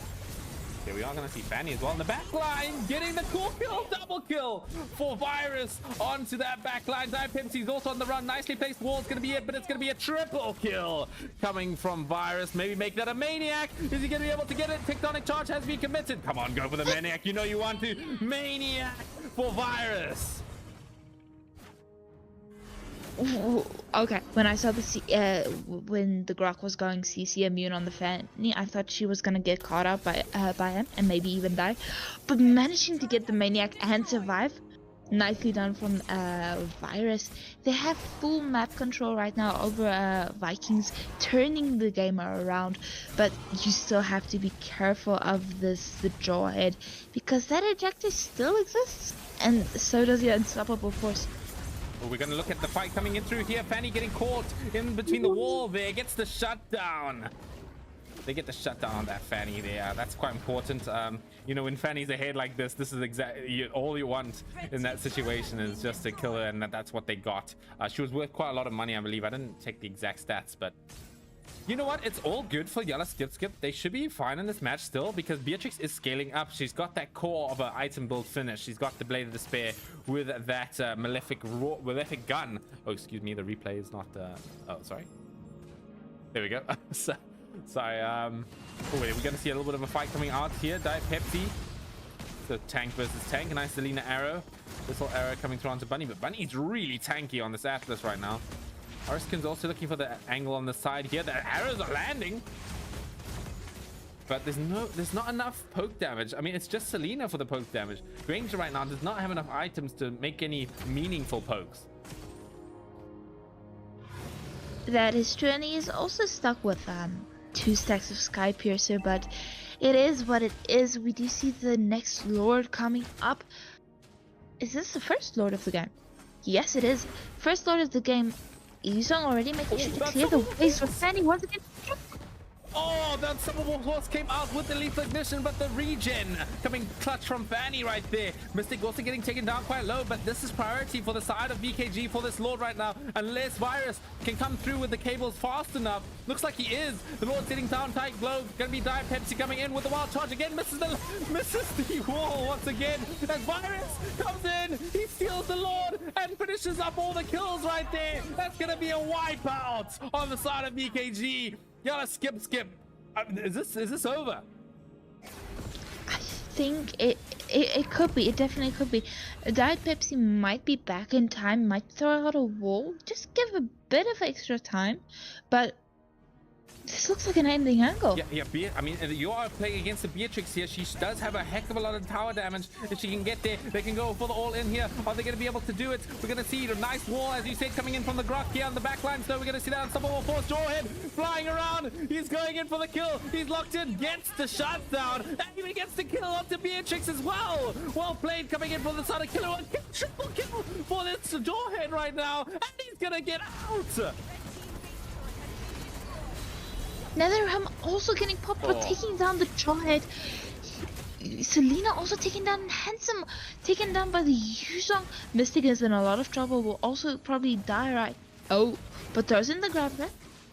I mean, I think the Yuzong just needs to smack Mystic there. Yeah, that's the correct move. As there's just one member left to die. Pepsi there. What a way to end this game. I think it's over. I mean, I'm pre-calling it here. They should just hit the base. It should be free. Oh, unless it's not. Did I just call it wrong? We've got respawns coming through. We got the cavalry coming through right now. It's gonna be kind of close, but it's over. As Yana Skip will take the game 2-0. What a game, Lotus. Why did the Grok use his ult? It was so unnecessary there. He should have just thrown walls and stayed. Oh He my should have goodness. ran away from his own objective. If ever there was a time to spray your roamer, I think that would be it. Yeah, ladies and gentlemen, what a treat of a game that we just witnessed right here.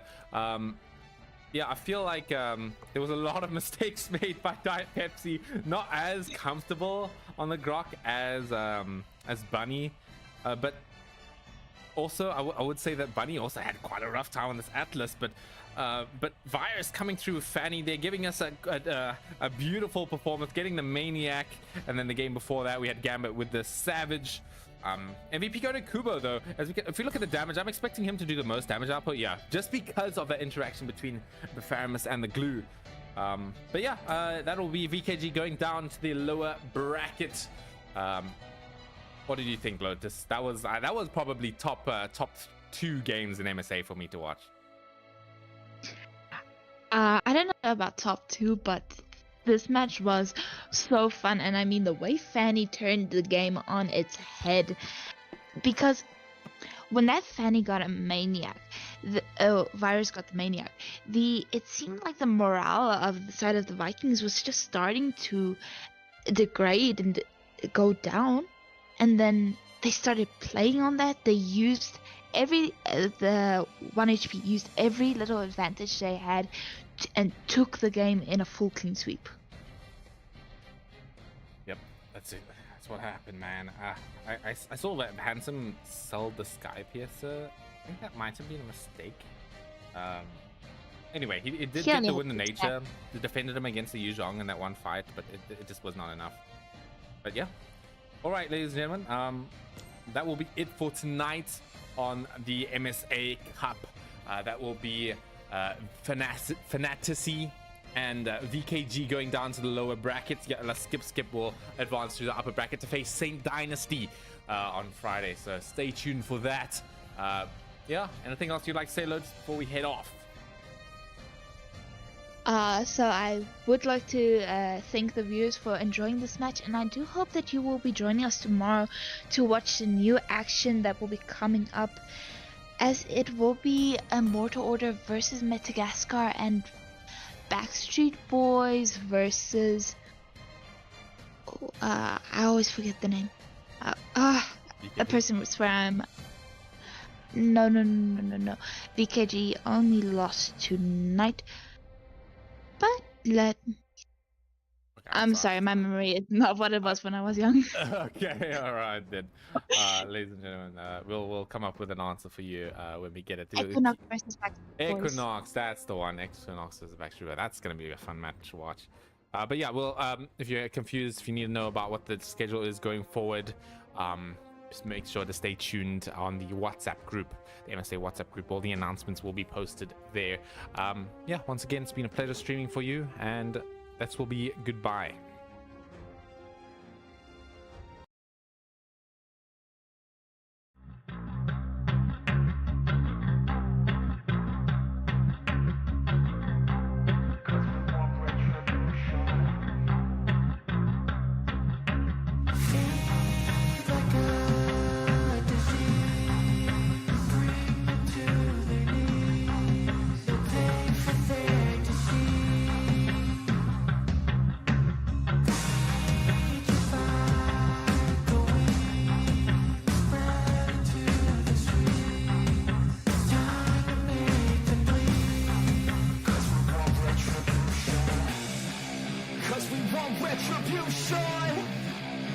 Oh, we still in.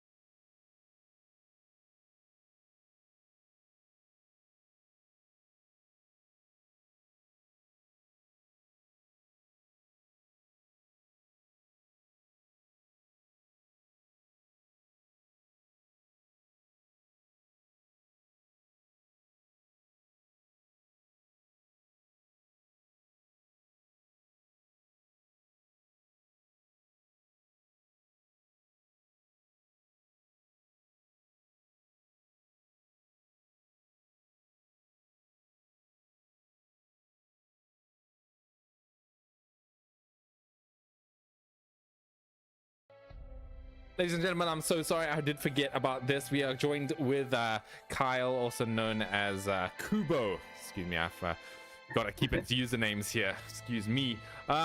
Kubo, congratulations on your win once again. Hasn't been so long since we spoke to you last. Was it? Yeah, actually, it was just yesterday, wasn't it? Yeah, same time last night. Same time last night. Yeah, well, how do you feel after winning that game against VKG? Yeah, I think if we compare it to the last time we versed them, we were a lot more disciplined, and also we sort of went in it a bit more relaxed. You know, we didn't have this I didn't feel the pressure going into it. I think my gameplay myself also stepped it up a bit.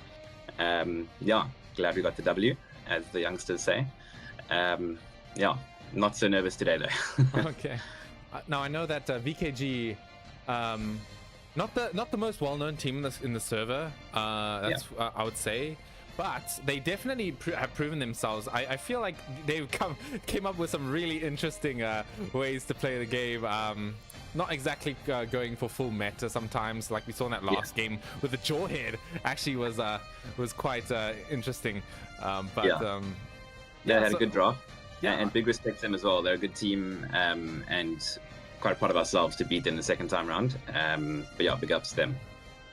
All right, Lotus, got any question for Kubo there?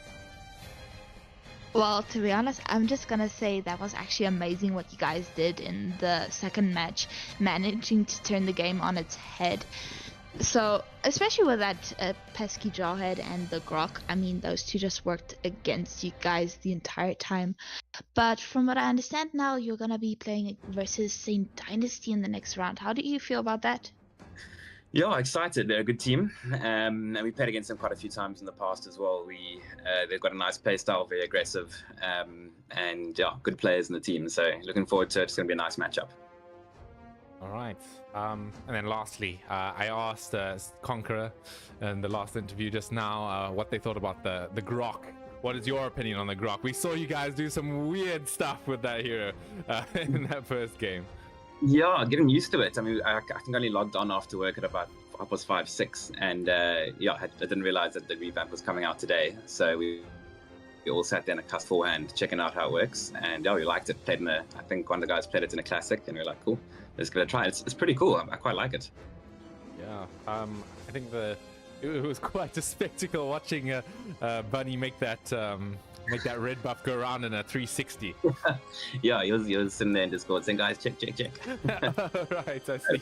We had a good laugh about that. All right. But yeah, glad it's done, and can go to bed with a smile on my face tonight. And well done to our team. Yeah, indeed. Yeah, I think that'll be all about it from it tonight. Anything you'd like to say to Saint Dynasty before your match tomorrow? Yeah, guys, is it tomorrow? I mean Friday. So okay. It's Friday. Yeah, good luck. You guys are a strong team. Looking forward to the matchup. All right. I think that'll about do it. Unless there's anything else you want to ask, Lotus. Actually, I'm just glad Scarp wasn't here, because then he would be wanting to know if there was anything a bit more on the roasting side that you would like to say, a bit more on the competitive side. But no, Kyle I keep saying Kubo over Kubo. here. Kubo. It's weird because Kubo is my dog's name, so it's like. Oh, really? Okay, cool. Yeah. Kubo here is a humble gentleman. So it's that's the best way to be here. Not like some other team that we know in this server. Yeah, I'm not gonna mention their names here. All right, ladies and gentlemen, that's gonna be it for the stream. Thank you so much for watching. We will see you next time. Later, guys.